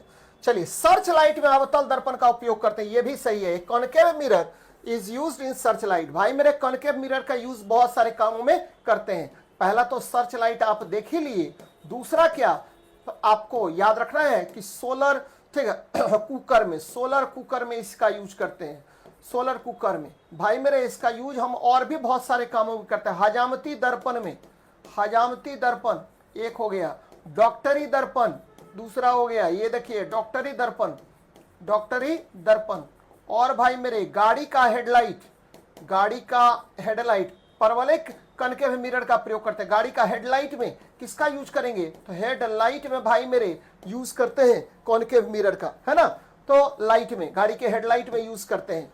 ये देखिए, ये सही है भाई। अब देखिए, एक छोटे छिद्र वाला उत्तल दर्पण डॉक्टर, ये गलत बात हो गया, गलत बात हो गया, है ना। आपको पता है कि अवतल दर्पण का यूज करता है डॉक्टर, क्या यूज करता है, अवतल दर्पण का, और किस कंडीशन में रखेगा, तो ये देखिए, ये अवतल दर्पण है, जनरली आपको पोल और फोकस के बीच उसको रखता है वस्तु को, है ना, तो ध्यान में रखना है। ये गलत हो गया, आंसर हो जाएगा सी नंबर, आंसर क्या होगा, सी नंबर आपका होगा, गलत है। कान नाक डॉक्टर जो है ना वो यूज करता है। कन्वेक्स मिरर का यूज जनरली किसमें होता है, तो बच्चे आपको होता है, ठीक है, साइड मिरर में, साइड मिरर में, ठीक है, सर्चिंग मिरर में भी होता है, साइड मिरर में, या आप कहिए एक तरह से सर्चिंग मिरर में भी होता है, किसका, तो कन्वेक्स मिरर का यूज होता है। तो चलिए, अच्छी बात है। अगले प्रश्न पर बात करते हैं, क्रोमियम का इलेक्ट्रॉनिक विन्यास। बच्चे, क्रोमियम का परमाणु संख्या कितना, जरा जल्दी बता दीजिए। क्रोमियम का परमाणु संख्या 24 है ना। अब देखिए, ऑफबॉल लगाइए, 1s 2s 2p 3s, है ना, ध्यान में रखिए, 3p, और क्या होगा, 1s 2s 2p 3s 3p, और आ गया क्या, 4s, और आ गया 3d, है ना। चलिए, अब देखते हैं, पुट करते हैं, कैसे करेंगे। हाँ, ये देखिए, 2 2 4 6 10 2 12 6 18, है ना। अब देखिए, यहाँ 2 20 और 4 24, जैसे ही डी में आया क्या, 4, तो डी बोलेगा नहीं चाहिए हमरा 4, हमको 5 तो चाहिए ही चाहिए, ठीक है। तेज गति से ये क्या करेगा कि आपको बगल वाले से एक ले लेगा, है ना। तो ये आ गया 3s2 3p6 4s1 3d5, है ना। देखिए कहां पर है 3s2 3p6 3d5 4s1, है ना। तो आंसर हो जाएगा कौन सा, तो भाई मेरे बी नंबर होगा। ध्यान में रखिएगा क्या मैंने कहा कि डी में कभी भी 4 नहीं होगा, 4 इलेक्ट्रॉन नहीं होगा, इसमें हमेशा 5 इलेक्ट्रॉन होगा। डी में कभी भी 9 इलेक्ट्रॉन नहीं होगा, इसमें हमेशा कितना होगा, 10 इलेक्ट्रॉन होगा। बगल वाले से एक इलेक्ट्रॉन ले लेगा। और ये अफवाह के आधार पर याद रखना है, इसको अफवाह के आधार पर आपको याद रख लेना है। ये जो मैं बता रहा हूं मंत्र जैसा याद रख लीजिए, कभी दिक्कत नहीं होगा। 1s फिर 2s फिर 2p, उसके बाद क्या 3s, उसके बाद क्या 3p, उसके बाद क्या 4s, उसके बाद क्या 3d, है ना। तो ये ध्यान में रखिए, इतना ही से ही आपका काम चल जाएगा। तो आंसर हो जाएगा बी नंबर भाई मेरे। चलिए अगले प्रश्न पर देखते हैं क्या हमारा है। कह रहा HF, HCl और HBr, बड़ा अच्छा चीज है भाई। फ्लोरीन का इलेक्ट्रॉन निगेटिविटी, जरा मेरे तरफ देखिएगा, इलेक्ट्रॉन निगेटिविटी बहुत अधिक होता है, बहुत अधिक होता है। कितना होता है भाई मेरे, तो पॉलिंग के अनुसार, पॉलिंग एक वैज्ञानिक है बच्चे, लाइनस पॉलिंग बोलते हैं। लाइनस पॉलिंग के अनुसार कितना होगा, तो अनुसार होगा, है ना, याद रखना है। ये होता 3.9। और मैं इसको और भी अच्छे से बताता हूं। क्या बताता हूं कि देखिए फ्लोरीन जो है ना चिपकू दोस्त है। ये हाइड्रोजन को बोलेगा हम तोरा छोड़ेंगे नहीं, हम तोरा किसी भी हालत में नहीं छोड़ेंगे, और एकदम पकड़ के रखेगा उसको। किसकी वजह से, तो विद्युत ऋणात्मकता के अधिक होने के कारण, है ना। ध्यान में रखना बच्चे। तो HF क्या होगा, कमजोर अम्ल होगा। याद रखना है कि तो ये हाइड्रोजन को छोड़वे नहीं करेगा, इसीलिए HF क्या होगा, कमजोर अम्ल होगा। कमजोर अम्ल होता है, ध्यान में रखिएगा, कमजोर अम्ल होगा अन्य की तुलना में, है ना। HCl HBr HI की तुलना में कमजोर अम्ल होगा। और ठीक है, लेकिन इसको तोड़ने में बंधन ऊर्जा, तोड़ने में बॉन्ड एनर्जी का मान क्या होगा, तो बॉन्ड एनर्जी या बंधन ऊर्जा की बात कर रहे हैं, ये काफी ज्यादा चाहिए भैया। बंधन ऊर्जा इसको तोड़ने में बहुत ज्यादा बंधन ऊर्जा अधिक होगा, है ना। बहुत ज्यादा इसको ऊर्जा चाहिए, अधिक होगा। एकदम ध्यान में रखिए, चिपकू दोस्त है, जल्दी ठीक है भागेगा नहीं। कौन, फ्लोरीन और हाइड्रोजन एक दूसरे से चिपकू मित्र बन गया, जिसकी वजह से ठीक है आपको ये हाइड्रोजन को अपने से अलग करेगा नहीं फ्लोरीन, विद्युत ऋणात्मकता के अधिक होने के कारण, और आपको इसमें बंधन ऊर्जा का मान सबसे अधिक होगा। यानी आबंध वियोजन ऊर्जा का सही क्रम क्या है, तो हाइड्रोजन फ्लोराइड का सबसे अधिक, उसके बाद क्या होगा, ये देखिए फ्लोरीन सबसे अधिक, उसके बाद क्लोरीन, उसके बाद ब्रोमीन, है ना, ब्रोमीन, उसके बाद क्या, आयोडीन। याद रखना बच्चे, जो मैं बता रहा हूं उसको ध्यान दीजिए, ये इलेक्ट्रॉन निगेटिविटी का क्रम है ना। अब देखिए बॉन्ड एनर्जी का भी क्रम यही होगा हाइड्रोजन के साथ में। तो HF का सबसे अधिक, उसके बाद क्या होगा, तो HCl का, उसके बाद क्या होगा, HBr का, उसके बाद क्या होगा, HI का। लेकिन अब देखिए अम्लीयता का क्रम, अम्लीयता बोलेगा सबसे ज्यादा अम्लीयता कौन होगा, सबसे ज्यादा ठीक एसिडिक स्ट्रेंथ किसका होगा, तो याद रखिए HI। पलट दीजिए अब इसको, HI, उसके बाद क्या होगा, तो बच्चे उसके बाद हो जाएगा HBr, उसके बाद क्या होगा, तो HCl, उसके बाद होगा HF। क्यों, क्योंकि इसलिए क्योंकि ये छोड़बे नहीं करेगा हाइड्रोजन को, लेकिन ये तुरंत छोड़ देगा हाइड्रोजन को। तो जो जल्दी हाइड्रोजन त्यागता है वो अधिक अम्लीय होता है। तो ये सारा नोट डाउन कर लेना भाई मेरे, नहीं नोट डाउन करेगा तो गड़बड़ हो जाएगा। नोट डाउन कर लेना, कभी दिक्कत नहीं होगी। हमेशा इस तरह का प्रश्न आते रहता है आपके एग्जाम में, है ना, आएगा ही आएगा, नहीं आने का कोई प्रश्न है ही नहीं। क्योंकि फ्लोरीन इतना तीव्रता से पकड़े रहता है हाइड्रोजन को कि छोड़वे नहीं करेगा, इसीलिए बॉन्ड एनर्जी अधिक और अम्लीयता कम हो जाएगा इसका, है ना। याद रखना है, बहुत इंपॉर्टेंट है। नेक्स्ट देखते हैं, करा निम्नलिखित प्रकार के ऊष्मा इंजनों में किसमें कार्बोरेटर का प्रयोग करते हैं। अच्छा बात है भाई, कार्बोरेटर जो है ना वो पेट्रोल इंजन में यूज होता है। क्यों, तो पेट्रोल इंजन में आपको पता है, पेट्रोल इंजन में क्या होगा, पेट्रोल इंजन में, है ना, आपको पेट्रोल और किसका, एयर का, है ना, वाष्प। कार्बोरेटर में याद रखना, कार्बोरेटर में, है ना, किससे, तो बच्चे आपको पता होगा स्पार्क प्लग की सहायता से जलाते हैं, स्पार्क प्लग की सहायता से जलाते हैं, है ना। ध्यान में रखना है कि सहायता से जलाएंगे, सहायता से क्या करते हैं, जलाते हैं। इसीलिए पेट्रोल इंजन में क्या होता है कि कार्बोरेटर लगा होता है। डीजल इंजन ये कंप्रेशन इंजन होता है, याद रखना है, यहां कंप्रेस्ड पर काम करता है, कंप्रेशन इंजन होता है। कंप्रेशन इंजन का प्रयोग हम लोग करते हैं, ना कि कार्बोरेटर इंजन का प्रयोग करेंगे, है ना, ध्यान में रखिएगा। उसी इंजन में कार्बोरेटर इंजन होगा जहां पर आप देखिएगा स्पार्क प्लग लगा होता है। चलिए, भाप इंजन ये क्या होता है? पेट्रोल इंजन आपको आंतरिक दहन इंजन है, याद रखिएगा, आंतरिक दहन इंजन है ना, याद रखना बच्चे। इंटरनल कंबस्शन इंजन है, दहन इंजन है कौन? तो पेट्रोल इंजन, जिसमें कार्बोरेटर लगा होता है। भाप इंजन क्या होगा? तो वाह दहन इंजन होता है भाई मेरे, वाह दहन इंजन होता है। और इसमें क्या होगा? तो बाहर में भाप आप जनरेट करेंगे, अब फिर जाकर के उससे हम पिस्टन को अप डाउन करवाते हैं। तो याद रखना है कि कार्बोरेटर कहां होगा? तो पेट्रोल इंजन में लगा होता है। अच्छा प्रश्न है बच्चे, है ना। चलिए नेक्स्ट देखते हैं। कहा किस परिस्थिति में वास्तविक गैस आदर्श गैस, मैंने कई बार बताया है इस प्रश्न को, हजारों बार मैंने कहा है, बताया है बच्चे। यहां देखिए गैस, दो बातें ध्यान में रखना है भाई मेरी। गैस जो होता है, दो चीज याद रखिएगा, है ना, दो चीज याद रखिएगा। आदर्श व्यवहार, है ना, कोई भी गैस आदर्श गैस नहीं होता है ना। सभी गैस क्या होगा? तो भाई मेरे सभी गैस वास्तविक गैस होता है। और गैस आदर्श व्यवहार कब करेगा? जब टेम्परेचर, तापमान उच्च होगा, ध्यान में रखिएगा, टेम्परेचर उच्च होगा और प्रेशर लो होगा। प्रेशर लो होगा, प्रेशर को घटा दीजिए, है ना, तब आपको आदर्श व्यवहार करेगा। और आदर्श व्यवहार जब भी करेगा तो पीवी बराबर एनआरटी का पालन करेगा, है ना, आदर्श गैस समीकरण का पालन करता है। एकदम ध्यान में रखिएगा, पालन करता है। किस गैस समीकरण का? आदर्श गैस समीकरण का पालन करता है। चलिए जरा देखिए, गैस द्रवित होता है, यह भी बड़ा पूछता है, द्रवित होता है कब? गैस द्रवित होता है तो भाई मेरे इसके लिए भी दो कंडीशन है। यहां टेम्परेचर को आप क्या कर दीजिए? लो कर दीजिए, काफी कम कर दीजिए, और प्रेशर को काफी हाई कर दीजिए, है ना। इस कंडीशन पर आपको क्या होगा? गैस द्रवित होता है। तो ये दोनों व्यवहार आपको नोट डाउन कर लेना बच्चे, कभी आपको दिक्कत होगी नहीं, है ना। क्या मैंने कहा कि गैस का आदर्श व्यवहार उच्च ताप और निम्न दाब पर, और ठीक है, गैस द्रवित होगा किस पर? तो निम्न ताप और उच्च दाब पर, है ना। तो अब देखिए प्रश्न पकड़िए, किस परिस्थिति में वास्तविक गैस आदर्श गैसों के समान व्यवहार करता है? तो उच्च ताप और निम्न दाब पर, उच्च ताप और निम्न दाब पर। तो अच्छी बात है, एकदम ध्यान में रखना है, गैस का आदर्श व्यवहार पीवी बराबर एनआरटी का पालन करता है। नेक्स्ट देखते हैं भाई, ये बड़ा अच्छा सवाल है, डाइफेनिल मीथेन, है ना, ध्यान देना है भाई।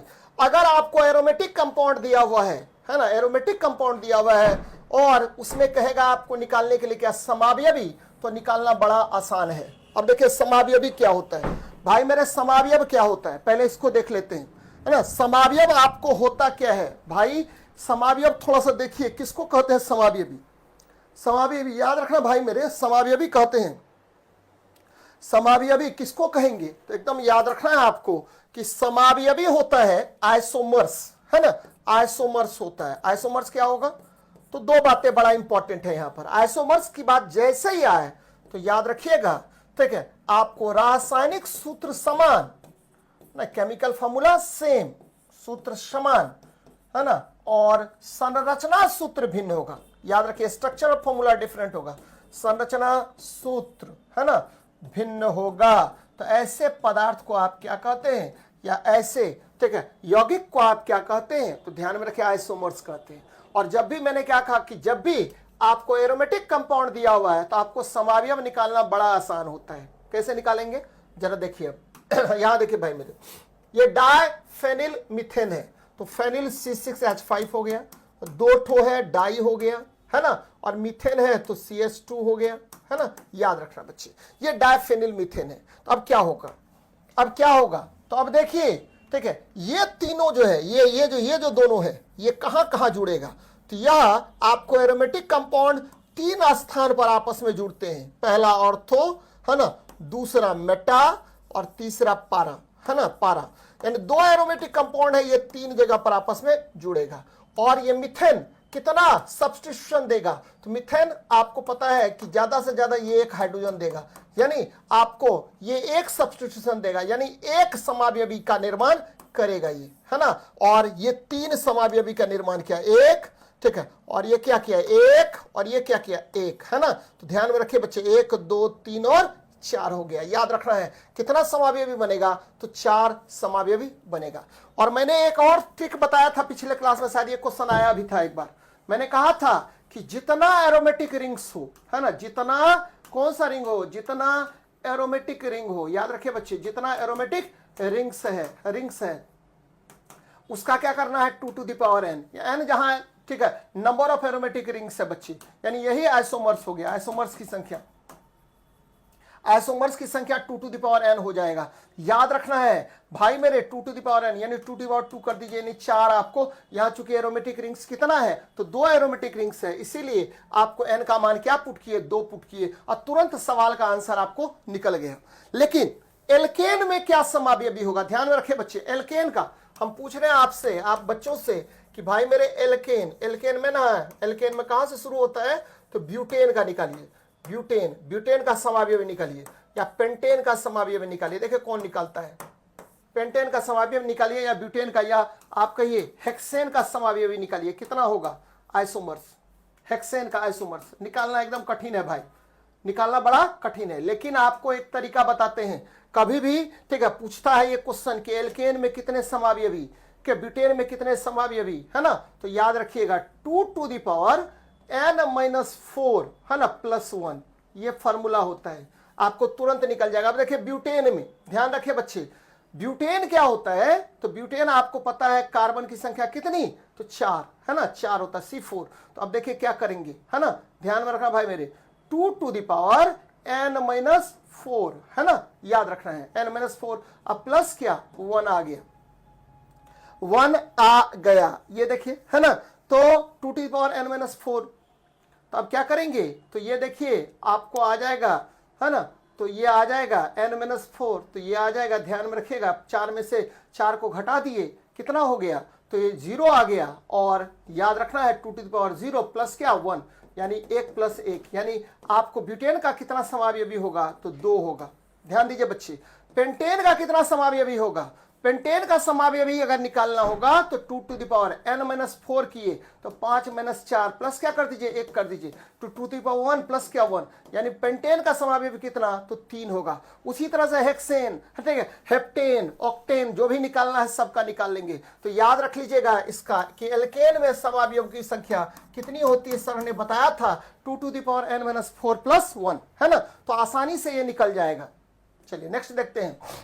एक तत्व आवर्त 2 और समूह 2, आवर्त 2 और समूह 2 से संबंधित है। इस तत्व के परमाणुओं में संयोजकता इलेक्ट्रॉनों की संख्या ज्ञात कीजिए, यानी element belongs to period 2 and group 2, find the number of valence electrons in the atoms of this element. अच्छी बात है भाई, है ना, तो देखिए आपको आवर्त 2 और समूह 2, तो आवर्त 2 का तत्व निकालते हैं भाई मेरे। ये देखिए ये आवर्त 2 है, सबसे पहले आएगा कौन आवर्त 2 में, तो लिथियम, दूसरा में क्या आएगा, है ना, बेरिलियम, तीसरे में क्या आएगा, तो ये पहला ग्रुप है, ये दूसरा है बेरिलियम, लिथियम बेरिलियम, ठीक है, आपको तीसरा बोरोन आ गया, है ना। कह रहा है कि पहला, है ना, तो दूसरा आवर्त और, ठीक है, दूसरा आवर्त और दूसरा वर्ग, है ना, बेरिलियम आ गया। तो बेरिलियम का परमाणु संख्या कितना हो गया भाई मेरे, तो बेरिलियम का परमाणु संख्या 4 हो गया। और क्या करेंगे, तो 1s2 2s2, यानी आपको अंतिम कक्षा में इलेक्ट्रॉन की संख्या 2 होती है, इसीलिए संयोजकता इलेक्ट्रॉन की संख्या कितनी हो जाएगी, तो 2 हो जाएगी। आसान सवाल है भाई मेरे,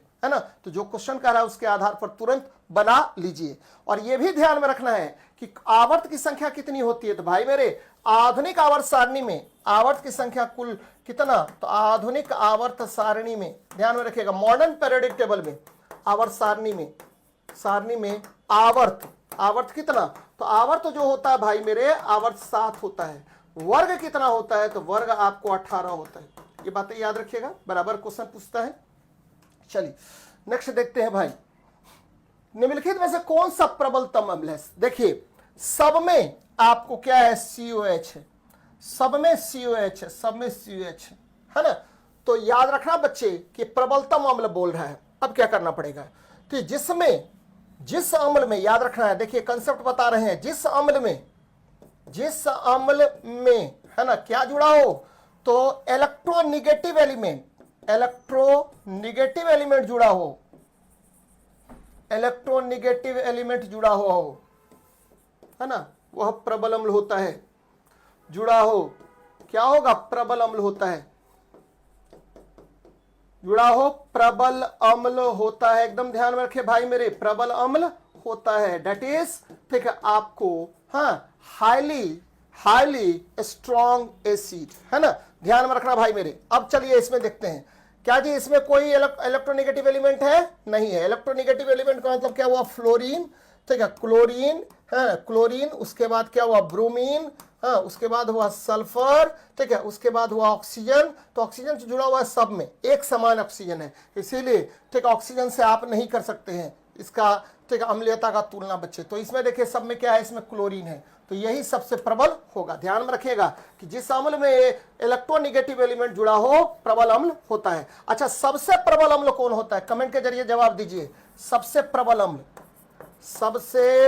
अम्ल कौन होता है, प्रबल अम्ल कौन है, सबसे प्रबल अम्ल परक्लोरिक एसिड होता है, परक्लोरिक एसिड है।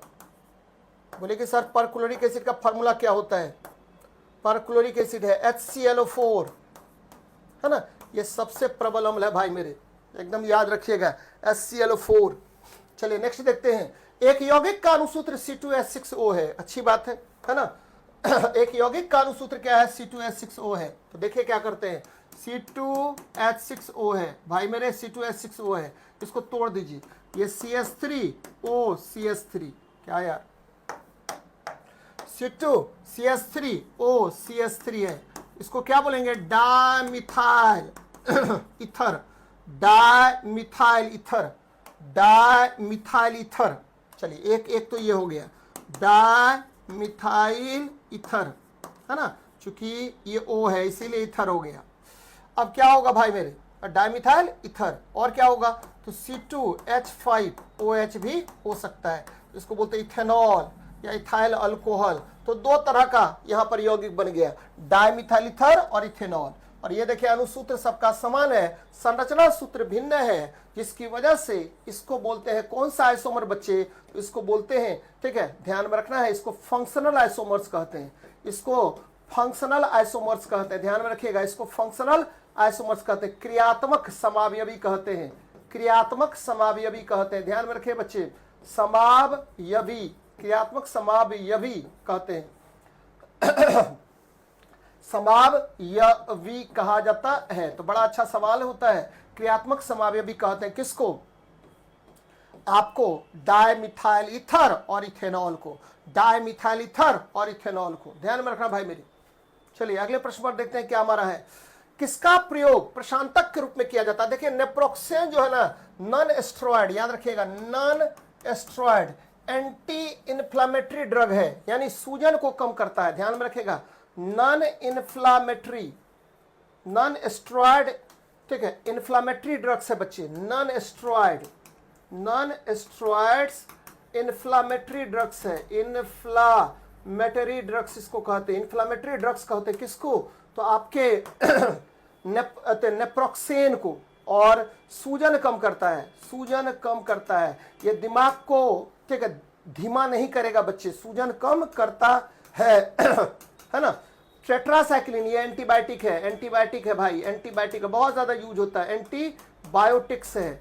और इक्वेनिल ये क्या होता है, तो ध्यान में रखें, इक्वेनिल जो है ना ये डिप्रेसेंट होता है, या आप कहिए एक तरह से प्रशांतक या ट्रैंक्विलाइजर होता है, और ये क्या करता है, तो अवसाद से बाहर निकालेगा बच्चे, ट्रैंक्विलाइजर से, है ना, ये मूड चेंजर कहिए, या आप कहिए कि ये डोपामीन के स्तर को बढ़ाता है, और आपको क्या करेगा कि डिप्रेशन से बाहर निकालेगा, डोपामीन के स्तर को बढ़ाने का काम करता है, स्तर बढ़ाता है, और आपको डिप्रेशन से बाहर निकालेगा बच्चे, है ना, ट्रैंक्विलाइजर है, डिप्रेशन से बाहर निकालेगा, डिप्रेशन से बाहर निकालता है, लेकिन बिना डॉक्टर के सलाह के ये नहीं खाना चाहिए, डिप्रेशन से बाहर निकालता है ना, याद रखिएगा भाई मेरे, बहुत इंपॉर्टेंट है, बराबर आपसे क्वेश्चन पूछता है यहाँ पर।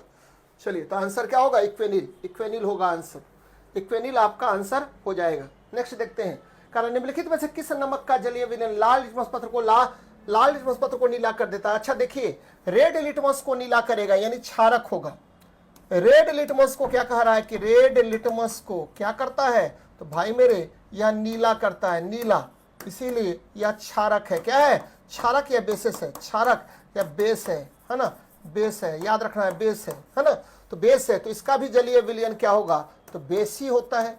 इसका भी जलीय विलयन क्या होता है, तो बेस ही होता है। इसका भी जलीय विलयन क्या होता है, तो बेस ही होता है ना, तो सब बेस ही है, तो आपको इसका आंसर हो जाएगा डी नंबर, है ना। तो सबका जलीय विलयन क्या कहलाएगा, तो आपको क्षारक ही होगा, जो नीले लिटमस पत्र को क्या कर देगा, लाल कर देता है। तो एकदम ध्यान में रखना है बच्चे, बराबर आपसे क्वेश्चन पूछेगा। ये क्या है, तो ये है खाने वाला सोडा, खाने वाला सोडा, है ना, याद रखिएगा, खाने वाला सोडा या बेकिंग सोडा बोलते हैं। ये क्या हुआ, तो भाई मेरे इसको बोलते हैं धोवन सोडा, वॉशिंग सोडा, धोवन सोडा कहते हैं।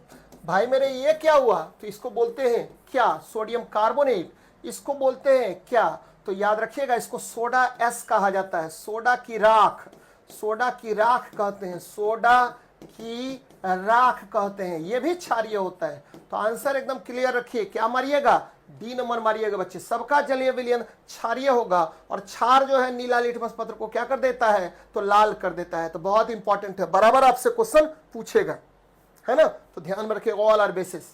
नेक्स्ट देखते हैं, मिश्र धातु में किस पदार्थ के संयोग से निष्कलंक इस्पात, ठीक है, बनता है। जरा इसका आंसर बताइए आप लोग, क्या होगा भाई मेरे, इसका आंसर बताइए फटाफट, क्या होगा, निष्कलंक। बच्चे आपको पता होनी चाहिए कि क्रोमियम में, क्रोमियम जैसे यूज करते हैं किसमें, तो क्रोमियम यूज करेंगे, ध्यान में रखिएगा, क्रोमियम यूज करेंगे तो उसको स्टेनलेस स्टील बना देगा, क्रोमियम यूज करेंगे तो उसको स्टेनलेस स्टील बना देगा, याद रखना है।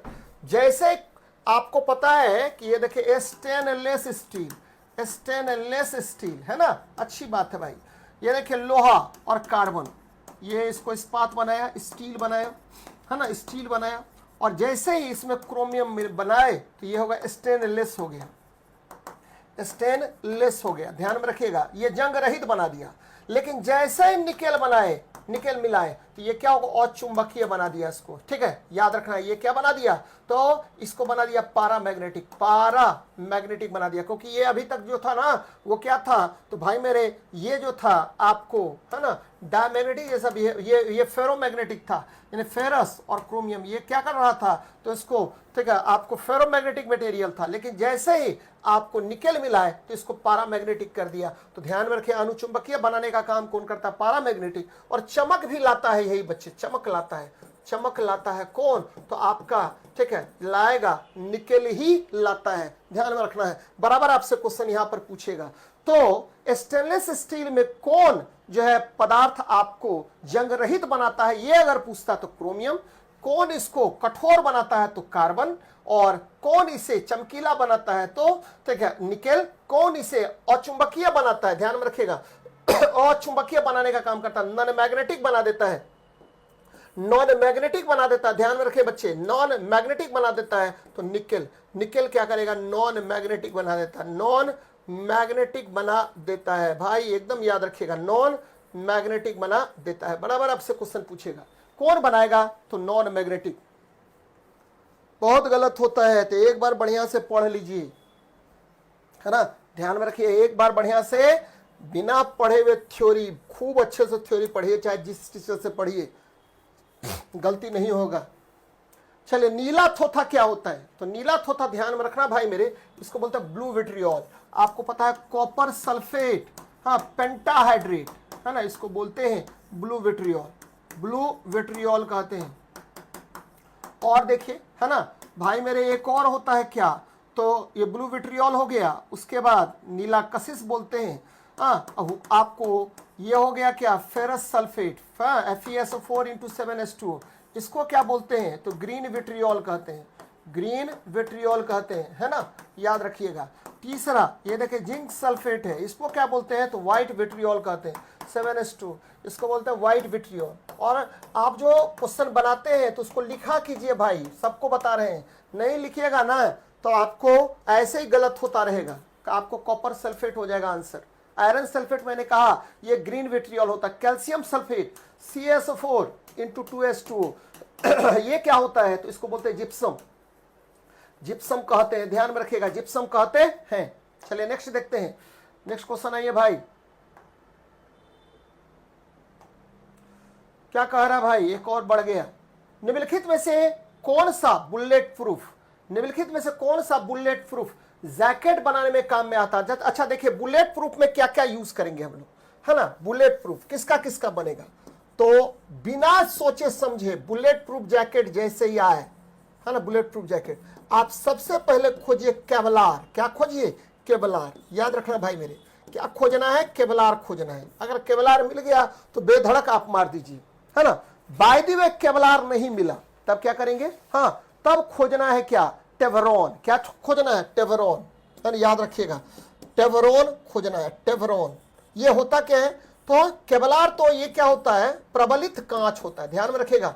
रिनफोर्स्ड, ठीक है, आपको कांच का प्रयोग करते हैं। रिनफोर्स प्रबलित कांच का, कांच, ठीक है, के रेसे का बना होता है। कांच के रेसों को क्या करते हैं? तो भाई मेरे एल्यूमिना, एल्यूमिना और, ठीक है, एल्यूमिना और बोरोन कार्बाइड, है ना, बी, हाँ, बी बोरोन कार्बाइड B4C3, है ना, के साथ मिश्रित कर बनाए जाते हैं। ध्यान में रखें, केवलार को बनाते हैं, मिश्रित कर बनाते हैं। याद रखना भाई मेरे, जो हम बता रहे हैं। दूसरा हमने क्या बताया? दूसरा हमने बताया टेबरॉन का प्रयोग करना है। पहला केवलार खोज लेना है कि बुलेट प्रूफ जैकेट में है कि नहीं ऑप्शन में।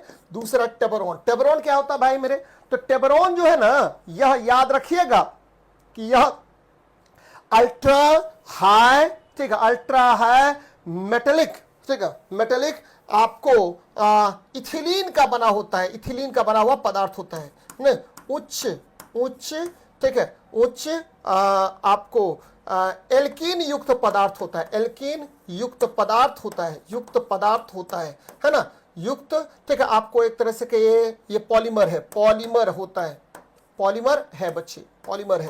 कौन? तो टेवरॉन, है ना। अब ये दोनों ना मिले तब क्या खोजना है? तीसरा नंबर खोजना है पॉलीकार्बोनेट। क्या खोजना है? पॉलीकार्बोनेट खोजना है ना। मिल गया तो ठीक है, नहीं तो आगे बढ़ जाना है। पॉलीकार्बोनेट, पॉलीकार्बोनेट्स ये खोजना है बुलेट प्रूफ जैकेट में। चलिए, अच्छी बात है।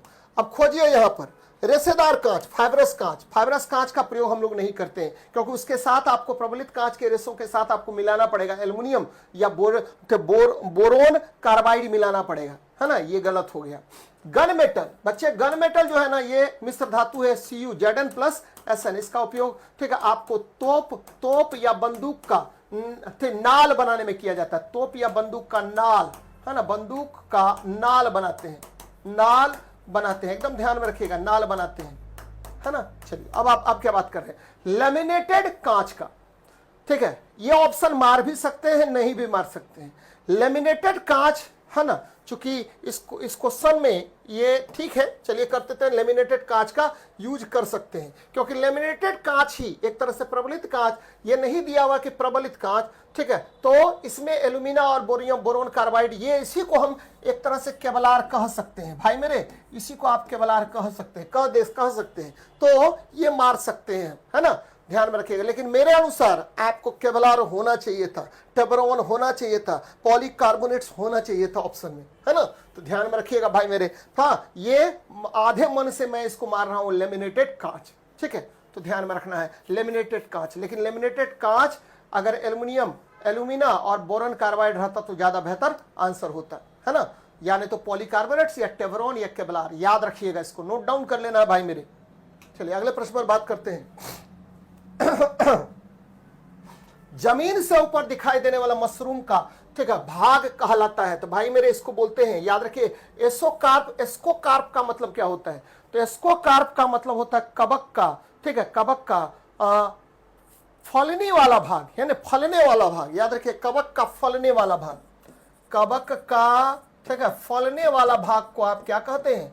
जो फलता है, फलने वाला भाग, ये कहलाता है आपको, हाँ, ये कहलाएगा, क्या कहलाता है? तो भाई मेरे इसको एस्कोकार्प कहते हैं, ध्यान में रखना है, एस्कोकार्प कहते हैं। एस्कोगोनियम, ठीक है, कवक का मादा यौन अंग, याद रखना, कवक का मादा यौन अंग जो होता है उसको क्या बोलते हैं? ठीक है, एस्कोनियम कहा जाता है, एस्कोगोनियम कहा जाता है। ध्यान में रखिएगा, कवक का मादा यौन भाग जो है कवक का मादा यौन अंग, है ना, मादा यौन अंग, इसको क्या कहते हैं? तो ध्यान में रखना बच्चे, बच्चे मेरे, इसको कहते हैं मादा यौन अंग को एस्कोगोनियम कहते हैं, एस्कोगोनियम कहते हैं। बेसिडियोकार्प किसको कहा जाता है? तो जमीन के ऊपर दिखाई देने में मशरूम का भाग बेसिडियोकार्प कहलाता है। और मशरूम आपको पता है कि मशरूम जो है एक तरह का कवक है। मशरूम क्या है भाई मेरे? मशरूम कवक है और सबसे ज्यादा प्रोटीन प्रदान करने वाला कवक होता है। मशरूम क्या है? कवक है, एकदम ध्यान में रखिएगा, कवक है और सर्वाधिक प्रोटीन प्रदायक पदार्थ है। सर्वाधिक प्रोटीन प्रदायक पदार्थ है, एकदम याद रखिएगा, सर्वाधिक प्रोटीन प्रदायक पदार्थ होता है, प्रदायक पदार्थ होता है, एकदम याद रखिएगा, प्रदायक पदार्थ है। कौन? तो आपको, ठीक है, मशरूम, है ना, प्रदायक पदार्थ है, मशरूम है भाई मेरे। तो आंसर एकदम ठीक है, बेसिडियोकार्प मार देना है। आगे बढ़ते हैं। पुष्प के मध्य भाग में स्थित मादा प्रजनन भाग को क्या कहते हैं? बच्चे पुष्प का जो, ठीक है, आपको ये देखिए तीन चीज होता है। पहला क्या होगा? तो पुष्प के मध्य में क्या होता है? तीन चीज स्थित होता है। पुष्प के मध्य में स्थित कितने भाग? तो तीन भाग होते हैं। ठीक है, कौन कौन भाग होता है? तो पहला होता है क्या? तो बच्चे पहला होता है स्टाइल, है ना, वर्तिका, वर्तिका होता है। हाँ, दूसरा होता है क्या? तो भाई मेरे, ठीक है, इसके बाद होता है स्टिग्मा, वर्तिकाग्र, स्टिग्मा, वर्तिकाग्र। और सबसे नीचे मोटा भाग होता है क्या? तो आपको कहिए एक तरह से कार्पेल, यानी अंडप होता है, कार्पेल या अंडप होता है, कार्पेल या क्या होगा? अंडप होता है ना, और अंडप होता है। ये स्त्री भाग है, स्त्री केशर भाग है। यानी सब मिलकर के किसका निर्माण किया? तो गायनोसियम का निर्माण करता है, गायनोसियम, या आप कहिए जयांग का निर्माण करता है। और पादप का, ठीक है, क्या है? तो जयांग का निर्माण करेगा, है ना, ध्यान में रखिएगा, जयांग का निर्माण करता है। और कह रहा है कि मध्य में स्थित, ठीक है, प्रजनन भाग कौन है? मादा प्रजनन भाग कौन होता है? तो ये काफी ज्यादा फूला होता है, फ्लपी होता है। मादा प्रजनन भाग क्या होगा? कह के बहुत अधिक, बहुत अधिक, बहुत अधिक, ठीक है, मोटा होगा, मोटा, और ठीक है, बहुत अधिक मोटा होगा। और ध्यान में रखिएगा कि फूला होगा, फूला होता है, फूला होता है ना। और इसे ही आप क्या कहते हैं? तो अंडप कहते हैं बच्चे, अंडप या कार्पेल कहते हैं, अंडप या कार्पेल कहते हैं। और ये अंडप हो गया आंसर इसका। ठीक है, आपको पता होनी चाहिए कि ये मान लीजिए स्टिग्मा है, ठीक है, ये कार्पेल है, मान लीजिए ये आपको क्या है? स्टिग्मा है, और ये आपको स्टाइल है। और इसके चारों तरफ क्या होता है? तो भाई मेरे स्टेमेन होता है, पुंकेसर होता है। और ये पुंकेसर क्या है? तो ये, ठीक है, नर जनन भाग है, नर जनन भाग होता है, नर जनन भाग होता है। कौन? तो आपका पुंकेसर। और पंखड़ी जो होता है ये क्या करता है? एक तरह से रंगीन भाग होता है, जो, ठीक है, पराग कनकों को, रंगीन भाग होता है, फूल का रंगीन भाग होता है ना। ये क्या करेगा? आकर्षित करता है किसको? तो बच्चे यह जो है, ठीक है, जो एजेंट होता है, पॉलिनेटिंग एजेंट, उसको ये क्या करता? आकर्षित करता है अपनी ओर। चलिए नेक्स्ट देखते हैं, राइबोसोम का मुख्य कार्य क्या होता है? तो अच्छा चीज है बच्चे, राइबोसोम का मुख्य कार्य, राइबोसोम होता क्या है? तो राइबोसोम जो है, एकदम याद रखना है कि ये, ठीक है, यह सबसे छोटा कोशिकांग है, एकदम ध्यान में रखिएगा, सबसे छोटा कोशिकांग, है ना, कोशिकांग, यानी स्मॉलेस्ट, स्मॉलेस्ट सेल ऑर्गेनेल्स है। स्मॉलेस्ट सेल ऑर्गेनेल्स कौन है भाई मेरे? तो स्मॉलेस्ट सेल ऑर्गेनेल है, ध्यान में रखिएगा, ये आपको राइबोसोम होता है, ऑर्गेनेल्स है। उसके बाद क्या होता है बच्चे? इसमें कोई झिल्ली नहीं होती, बिना झिल्ली का कोशिकांग होता है, बिना झिल्ली का कोशिकांग, यानी नॉन मेम्ब्रेनस, ठीक है, आपको बिना झिल्ली का कोशिकांग, नॉन मेम्ब्रेनस सेलुलर ऑर्गेनेल्स है, बिना झिल्ली का कोशिकांग है, झिल्ली का कोशिकांग है, ध्यान में रखिएगा, है ना। और ये क्या करेगा? तो भाई मेरे यह जो है ना प्रोटीन संश्लेषण में सहायता करता है। ये कहाँ पाया जाता है? तो ये पाया जाता है, ध्यान में रखिएगा, यह पाया जाता है, ठीक है, आपको रफ इंडोप्लाज्मिक रेटिकुलम पर, आरईआर के ऊपर, आरईआर के ऊपर पाया जाता है, ऊपर पाया जाता है, जहां ये क्या करता है? तो भाई प्रोटीन संश्लेषण में यह सहायता करेगा। तो एकदम ध्यान में रखिएगा, प्रोटीन संश्लेषण में सहायता करता है। बच्चे वसा का संश्लेषण कहाँ होता है? तो याद रखना है कि ये स्मूथ इंडोप्लाज्मिक रेटिकुलम पर होता है, एससीईआर पर होता है वसा का संश्लेषण। प्रकाश संश्लेषण कहाँ होता है? तो याद रखिएगा, ठीक है, पादप के मेसोफिल कोशिका में, मेसोफिल, मेसोफिल सेल्स में होता है, मेसोफिल में, क्लोरोफिल में, क्लोरोफिल में होता है। ध्यान में रखिए बच्चे, क्लोरोफिल में होता है। कहां पर? तो पादप में मेसोफिल सेल्स होता है, वहां क्लोरोफिल पाया जाता है, वही प्रकाश संश्लेषण होगा। नेक्स्ट देखते हैं, हृदय स्पंदन की दर बढ़ना, रुधिर में ग्लूकोज की मात्रा का बढ़ना और मूत्राशय का शिथिलन किसके प्रकार से होता है? बार बार मैं बोलता हूं, यह सिंपैथेटिक नर्वस सिस्टम होता है, इसके कारण यह होता है भाई मेरे। और आपको पता होगा कि यह जो है, यह ठीक है कौन? तो बच्चे यह ANS autonomous nervous system ANS से जुड़ा होता है, ANS से जुड़ा होता है, और याद रखिएगा जुड़ा होता है। और ये क्या करता है? तो ध्यान में रखिएगा कि यह लड़ो और उड़ो, है ना, जुड़ा होता है। और यहां से क्या होगा? यहां से, ठीक है, यहां से लड़ो या उड़ो, लड़ो या उड़ो, हार्मोन, है ना, हार्मोन का स्राव होगा, हार्मोन का स्राव होता है ना, याद रखा बच्चे, ठीक है, जो जिसको एड्रीनलिन कहते हैं, स्राव होता है। जो स्राव क्या करेगा? तो हृदय स्पंदन की दर को बढ़ा देगा, एकदम याद रखिएगा, रुधिर में ग्लूकोज की मात्रा को बढ़ा देगा, और क्या करेगा? मूत्राशय का शिथिलन करेगा, है ना, ध्यान में रखना बच्चे। ये किसकी वजह से? तो अनुकंपी तंत्रिका तंत्र की वजह से होता है। ये अनुकंपी तंत्रिका तंत्र की वजह से होता है, जिसको क्या बोलते हैं? Sympathetic nervous system, sympathetic nervous system कहा जाता है। ध्यान में रखिएगा, ठीक है, सिंपैथेटिक नर्वस सिस्टम इसको हम लोग कहते हैं। और याद रखिएगा बच्चे कि ठीक अधिवृक्क ग्रंथि से क्या होता है? एड्रीनलिन हार्मोन का स्राव होता है, एड्रीनलिन हार्मोन का स्राव होता है ना। किसकी प्रेरणा से पूछ रहा है? अगर बोलता है यहां पर कि किस हार्मोन के सेक्रेशन से होता है और कहां से होता है, तब मारते अधिवृक्क ग्रंथि। तो याद रखिएगा प्रेरणा पूछ रहा है, इसीलिए हमने आपको SNS मारा है ना, SNS सिंपैथेटिक नर्वस सिस्टम कहा है मैंने। थायराइड ग्रंथि, याद रखिएगा कि यहां थायरोक्सिन हार्मोन निकलता है, थायरोक्सिन हार्मोन, जो कल भी मैंने रात में बताया था कि BMR रेट को, बेसल मेटाबॉलिक रेट को यह क्या करता है? नियंत्रित करता है, यह नियंत्रित करता है भाई मेरे, यह बेसल मेटाबॉलिक रेट को नियंत्रित करता है।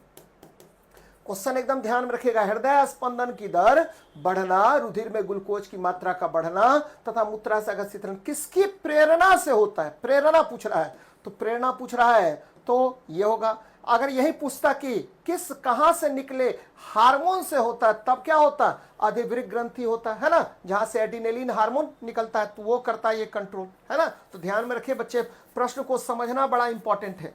चलिए अगले प्रश्न पर बात करते हैं। कुछ जंतु वर्गों में शरीर खंडों में विभाजित हो जाता है, जिसमें कम से कम कुछ अंगों की क्रमिक पुनरावृत्ति होती है। इस लक्षण को क्या कहते हैं? तो भाई मेरे, इस लक्षण को मध्यावधा या मेडिटेरियम कहते हैं, मेडिएटेशन कहते हैं, मेडिएटेशन कहते हैं। ये किसमें किसमें होता है? तो भाई मेरे तीन वर्ग में होता है। एनेलिडा में, एनेलिडा जिसमें आपको क्या तक केचुआ आता है, एनेलिडा, है ना, इसमें होगा। जैसे लीच में होगा, है ना, तो ध्यान में रखना है एनेलिडा में। फिर क्या किसमें होगा? आर्थ्रोपोडा में होगा, आर्थ्रोपोडा में ये होता है। फिर किसमें होगा? तो बच्चे कुछ कॉर्डेटा में होता है, कुछ कॉर्डेटा में भी होता है। तो यानी 3 वर्ग में ये होता है भाई मेरे, क्या कि शरीर खंडों में विभाजित होता है, जिसमें कम से कम कुछ अंगों का क्रमिक पुनरावृत्ति हो जाती है। तो ध्यान में रखिएगा इस लक्षण को मेडिटेशन। बच्चे फ्रेगमेंटेशन क्या है? फ्रेगमेंटेशन है अलैंगिक जनन में होता है। ध्यान में रखिएगा, शरीर टूट गया, जैसे ठीक है नया आपको उससे शरीर बन गया, अलैंगिक जनन में ये होता है, जनन में होता है ना। पीढ़ी एकांतरण, इससे कोई मतलब नहीं है, ध्यान में रखिएगा। क्या कह रहा है कि कुछ जंतु वर्गों में शरीर खंडों में विभाजित होता है, कोई बात नहीं, जिसमें कम से कम कुछ अंगों की क्रमिक पुनरावृत्ति होती है। इस लक्षण को मध्यावधा कहते हैं, ध्यान में रखना है। ये किस वर्ग में होगा? तो यह एनेलिडा में होता है या आर्थ्रोपोडा में होता है यानी आपको। और तीसरा, या कुछ कॉर्डेटा में भी ऐसे लक्षण देखे गए हैं। तो बच्चे एकदम ध्यान में रखना है ना। केचुआ को काट दीजिए, फिर देखिए उसके पिछली जो पीछे वाला हिस्सा है उससे नया, लीच को काट दीजिए, उसके पिछले वाले हिस्से से नया जीव का निर्माण हो जाता है। तो ये ध्यान में रखना है, बड़ा बार आपसे क्वेश्चन पूछेगा। वेरिसिला वायरस से कौन सा रोग होता है? तो बच्चे चिकन पॉक्स होता है, चिकन पॉक्स होता है। वेरिसिला वायरस से चिकन पॉक्स होता है। और ध्यान में रखिएगा कि वेरिसिला जोस्टर वायरस से, वेरिसेला जोस्टर वायरस से यह रोग होता है, जोस्टर वायरस से यह रोग होता है, एकदम ध्यान में रखिएगा, जोस्टर वायरस से होता है। और यह भी ध्यान में रखना है कि 5 से 10 दिन, है ना, 10 दिन तक संक्रमण रहता है, इसमें क्या होगा? तो शरीर के ऊपर फफोले पड़ जाते हैं, संक्रमण होता है ना, 5 से 10 दिन से संक्रमण होता है बच्चे, है ना, काफी तीव्र गति से संक्रमण होगा। और शरीर पर क्या पड़ जाता है, तो शरीर पर, है ना, आपको शरीर पर फफोले पड़ जाते हैं, है ना, छोटे छोटे छोटे छोटे दाने आ जाते हैं, दाने आ जाते हैं, जो क्या होगा, तो आपको पानी से भरा होता है, दाने आते हैं, है ना, याद रखिएगा। डेंगू ये भी विषाणु जनित रोग है, और ये किस विषाणु से होता है, तो डेनवी वायरस से होता है, डेनवी वायरस से आपको डेंगू रोग होता है। मलेरिया ये प्रोटोजोआ जनित रोग है और प्लाज्मोडियम के कारण होता है, प्लाज्मोडियम से होता है। ध्यान में रखना भाई मेरे, कई बार मैंने इस सबको डिस्कस किया है, तो आंसर आपको चिकन पॉक्स हो जाएगा, चिकन पॉक्स हो जाएगा, कहीं से भी कोई दिक्कत नहीं है। चलिए, एडिनल कॉर्टेक्स के अल्पस्रवन से कौन सा रोग होता है, तो एडिसन रोग होता है। ध्यान में रखिएगा, एडिनल कॉर्टेक्स से याद रखना है कि आपको क्या होगा, एडिसन रोग होगा। इसमें आपको रक्तदाब जो है, रक्तदाब, है ना, रक्तदाब अनियमित हो जाएगा, है ना, अनियमित, है ना, आपको, है ना, शरीर में सूजन आ जाता है ना भाई मेरे, काफी ज्यादा सूजन हो जाएगा, ठीक है, वृद्धि प्रभावित हो जाएगी, है ना, ध्यान में रखिएगा, वृद्धि प्रभावित हो जाती है, किसमें, तो आपको एडिसन रोग में। तो याद रखना, एडिनल कॉर्टेक्स से कौन सा रोग हो जाता है, तो आपको, ठीक है, ये हो जाता है, आपको इसको बोलते हैं एडिसन रोग बोलते हैं।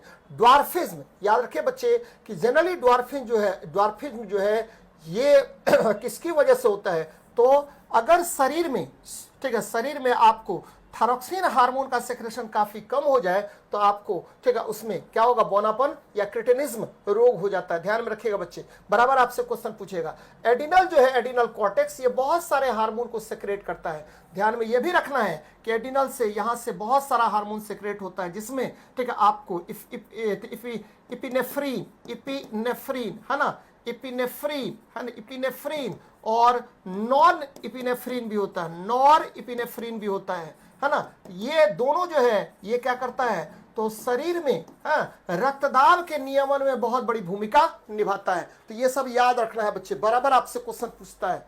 चलिए नेक्स्ट देखते हैं, श्वसन अनुपात 1 से कम किसमें होगा। अच्छा, श्वसन अनुपात होता क्या है भाई मेरे, पहले तो ये देख लेते हैं। जैसे रेस्पिरेटरी क्वोशिएंट की बात आती है, ये देखिए रेस्पिरेटरी क्वोशिएंट का मतलब क्या होता है, मतलब होता है, ठीक है, आपको CO2 का आयतन, है ना, CO2 का आयतन उत्सर्जित, है ना, जितना CO2 का आयतन उत्सर्जित होगा, ध्यान में रखिए बच्चे, और यहां पर दूसरा क्या होगा, तो O2 का आयतन, O2 का आयतन उपयोग, यानी जितना O2 उपयोग किए हैं, है ना, और CO2 जितना बाहर निकला, तो CO2 का आयतन जितना उत्सर्जित हुआ बटा O2 का आयतन जितना उपयोग हुआ, इसके अनुपात को रेस्पिरेटरी क्वोशिएंट कहते हैं। ध्यान में रखना बच्चे। अब देखिए, जो भोजन देर से पचेगा, यानी ज्यादा ऑक्सीजन चाहिए उसको, जैसे वसा के लिए आपको याद रखना है कि वसा के लिए कितना होगा, ध्यान में रखना बच्चे कि 0.7 से 0.8 के आसपास होता है, ठीक है। कार्बनिक अम्ल का, कार्बोनिक एसिड का, है ना, बहुत ज्यादा इसमें चाहिए आपको ऑक्सीजन, है ना, बहुत ज्यादा इसमें कार्बन डाइऑक्साइड रिलीज होता है, कम ऑक्सीजन का यूज होता है, और इसका जो रेस्पिरेटरी क्वोशिएंट रेशियो होता है 1.33 होता है। फिर आते हैं प्रोटीन का जो होता है बच्चे, याद रखना, प्रोटीन का कितना होगा रेस्पिरेटरी क्वोशिएंट रेशियो, तो ये होता है लगभग 0.8 से 0.9 के पास। और कार्बोहाइड्रेट का याद रखिए, ये सबसे, ठीक है, आपको कार्बोहाइड्रेट का ये किसके बराबर होता है, तो 1 के बराबर होगा, यानी CO2 और O2 का अनुपात आसान होता, सरलता से पच जाता है ना। ध्यान में रखिएगा कि जिसका रेस्पिरेटरी क्वोशिएंट रेशियो जितना अधिक होगा वो देर से पचेगा, आसानी से नहीं पचेगा भाई मेरे। तो याद रखना है, कह रहा है श्वसन अनुपात 1 से कम है, तो वसा का, और दूसरा क्या, प्रोटीन का। तो भाई मेरे ये दोनों आपको क्या हो जाएगा, तो A और C, आंसर मारिएगा D नंबर, आंसर क्या मारिएगा, D नंबर आपका होगा। बड़ा अच्छा सवाल है, बराबर आपसे क्वेश्चन पूछता है। नेक्स्ट देखिए, समुद्री खरपतवार, है ना, समुद्री खरपतवार, ये अधिकतम किसका स्रोत होता है, तो ये आयोडीन का स्रोत होता है। ध्यान में रखिएगा, समुद्री खरपतवार में क्या आता है, तो समुद्री खरपतवार, है ना, खरपतवार याद रखना है, इसको बोलते हैं सीविड्स कहते हैं। और सीविड्स जब भी चर्चा करते हैं तो ध्यान में रखिएगा, इसमें 2 चीज आपको याद रखना है, क्या, लिमिनेरिया आता है, लिमिनेरिया, और सबसे ज्यादा स्रोत, ठीक है, किसका है, तो भाई मेरे सीविड्स जो है सबसे ज्यादा स्रोत है आयोडीन का। किसका स्रोत है, आयोडीन का स्रोत है। हमारे लिए बहुत ज्यादा उपयोगी होता है आयोडीन, है ना। आपको पता होगा क्योंकि आयोडीन नमक के साथ, नमक जो है उसके साथ पोटेशियम आयोडाइड या सोडियम आयोडाइड के रूप में हम उपयोग करते हैं। और यह क्या करता है, तो थायराइड ग्लैंड को, थायराइड ग्रंथि को यह, ठीक है, थायराइड ग्रंथि को ये क्या करेगा, थायराइड ग्रंथि को ठीक है सुरक्षित रखता है, सुरक्षित और कहिए समावयवित रखता है, ठीक है, समन्वित रखता है। कौन, तो ये आपका आयोडीन, आयोडीन की कमी हो जाएगा तो आपको ग्वाइटर रोग हो जाता है। समन्वित रखता है कौन, तो ये आयोडीन समन्वित रखता है, नहीं तो आपको प्रॉब्लम हो जाएगा, ग्वाइटर हो जाता है। देखिए समुद्री खरपतवार में गंधक भी होता है और क्लोरीन भी होता है, लेकिन आपको पूछ रहा है महत्वपूर्ण स्रोत कौन है, तो महत्वपूर्ण स्रोत याद रखना बच्चे, केवल और केवल आयोडीन ही महत्वपूर्ण स्रोत है। अगले प्रश्न पर बात कीजिए, कह रहा ऑक्सी तथा अनऑक्सी श्वसन के मध्य सामान्य पथ कौन होता है।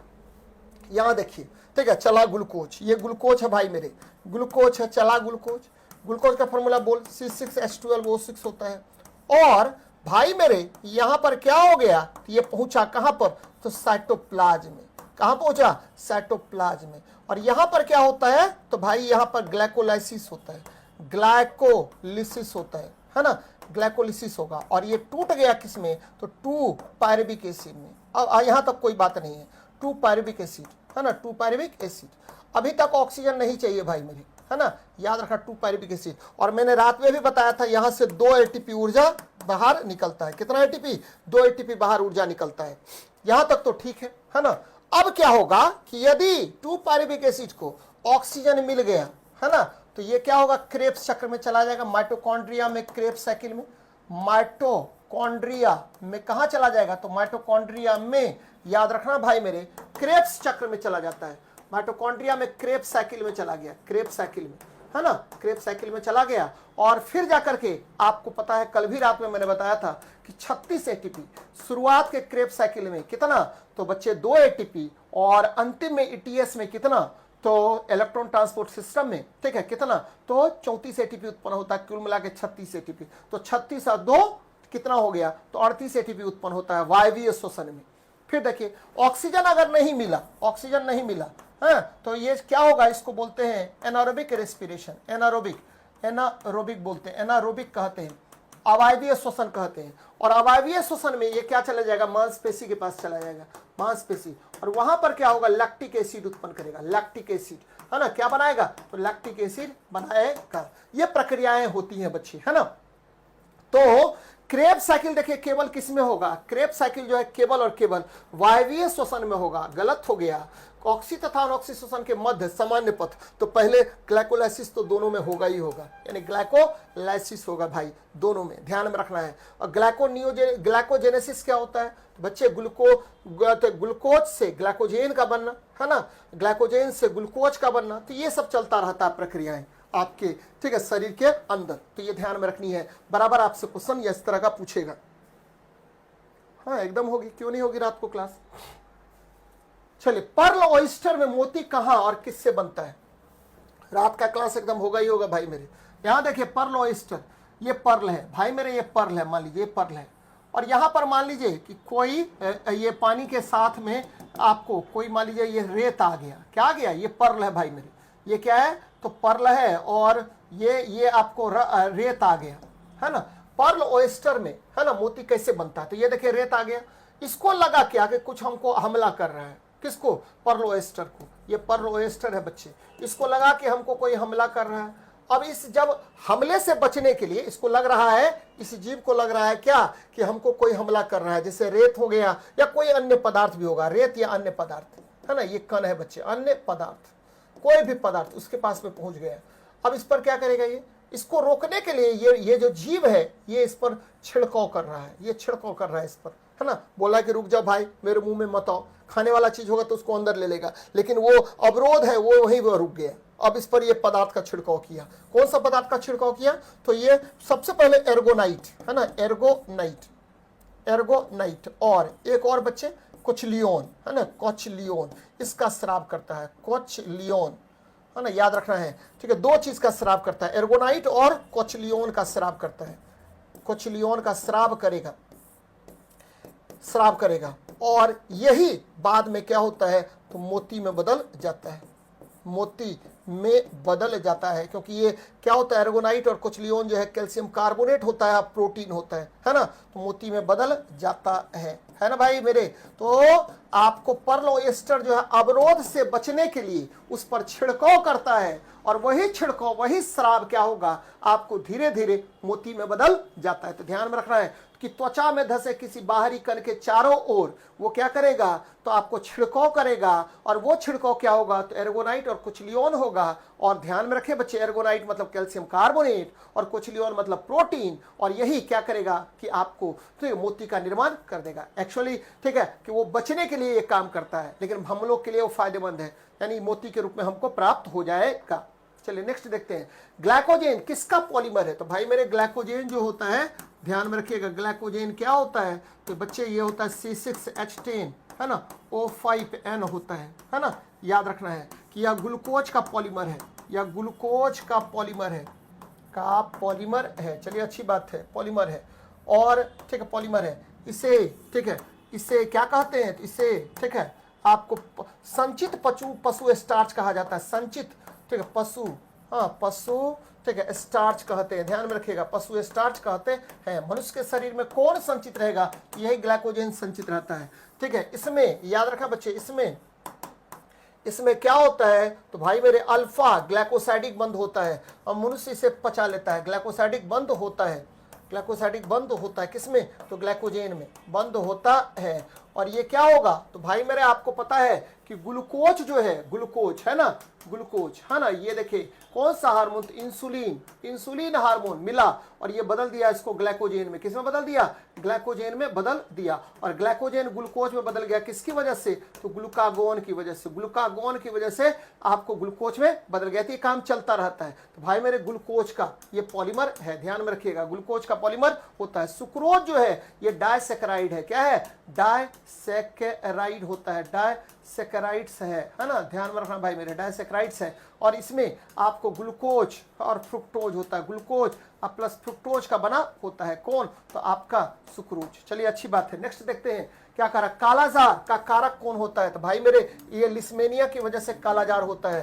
कालाजार आपको रात में ही मैंने बताया था, ये ब्लैक फीवर कहलाता है, और ये किसकी वजह से होता है, तो यह जो है सैंड फ्लाई की वजह से होता है, बालू मक्खी के कारण सैंड फ्लाई से होता है। बराबर आपसे क्वेश्चन पूछेगा है ना। प्लाज्मोडियम की वजह से मलेरिया होता है, मलेरिया होता है, एकदम ध्यान में रखिएगा। एंटमीबा याद रखना है, इसकी वजह से पायरिया है ना, पायरिया या अमीबिएसिस रोग होता है, अमीयोबिएसिस रोग होता है। ये बातें याद रखनी है बच्चे, बराबर आपसे क्वेश्चन पूछेगा। नेक्स्ट देखिए, जीन के भीतर अनुक्रम आधार परिवर्तन क्या कहलाता है, तो म्यूटेशन। याद रखना है कि जीन जो है, ये देखिए जीन किसका बना होता है, तो एडेनिन, थाइमिन, ग्वानिन और साइटोसिन का बना होता है। और इसमें जब परिवर्तन होगा तो जीसी में बदल गया या टीजी में बदल गया, ये देखिए इसके परिवर्तन को उत्परिवर्तन कहते हैं। ध्यान में रखिए बच्चे, उत्परिवर्तन कहते हैं। और इसके बारे में सबसे पहले किसने बताया था उत्परिवर्तन, इसके बारे में सबसे पहले बताया था ह्यूगो डी वरीज ने, ह्यूगो डी वरीज ने बताया था। ध्यान में रखना है कि आपको ठीक उत्परिवर्तन के बारे में सबसे पहले बताया था ह्यूगो डी वरीज ने। तो ये देखिए जीन में ठीक अनुक्रम आधार परिवर्तन क्या कहलाएगा, तो भाई मेरे इसको म्यूटेशन कहते हैं। तो आज का सेशन यही खत्म करते हैं, मिलते हैं नेक्स्ट क्लास में। जय हिंद, जय भारत।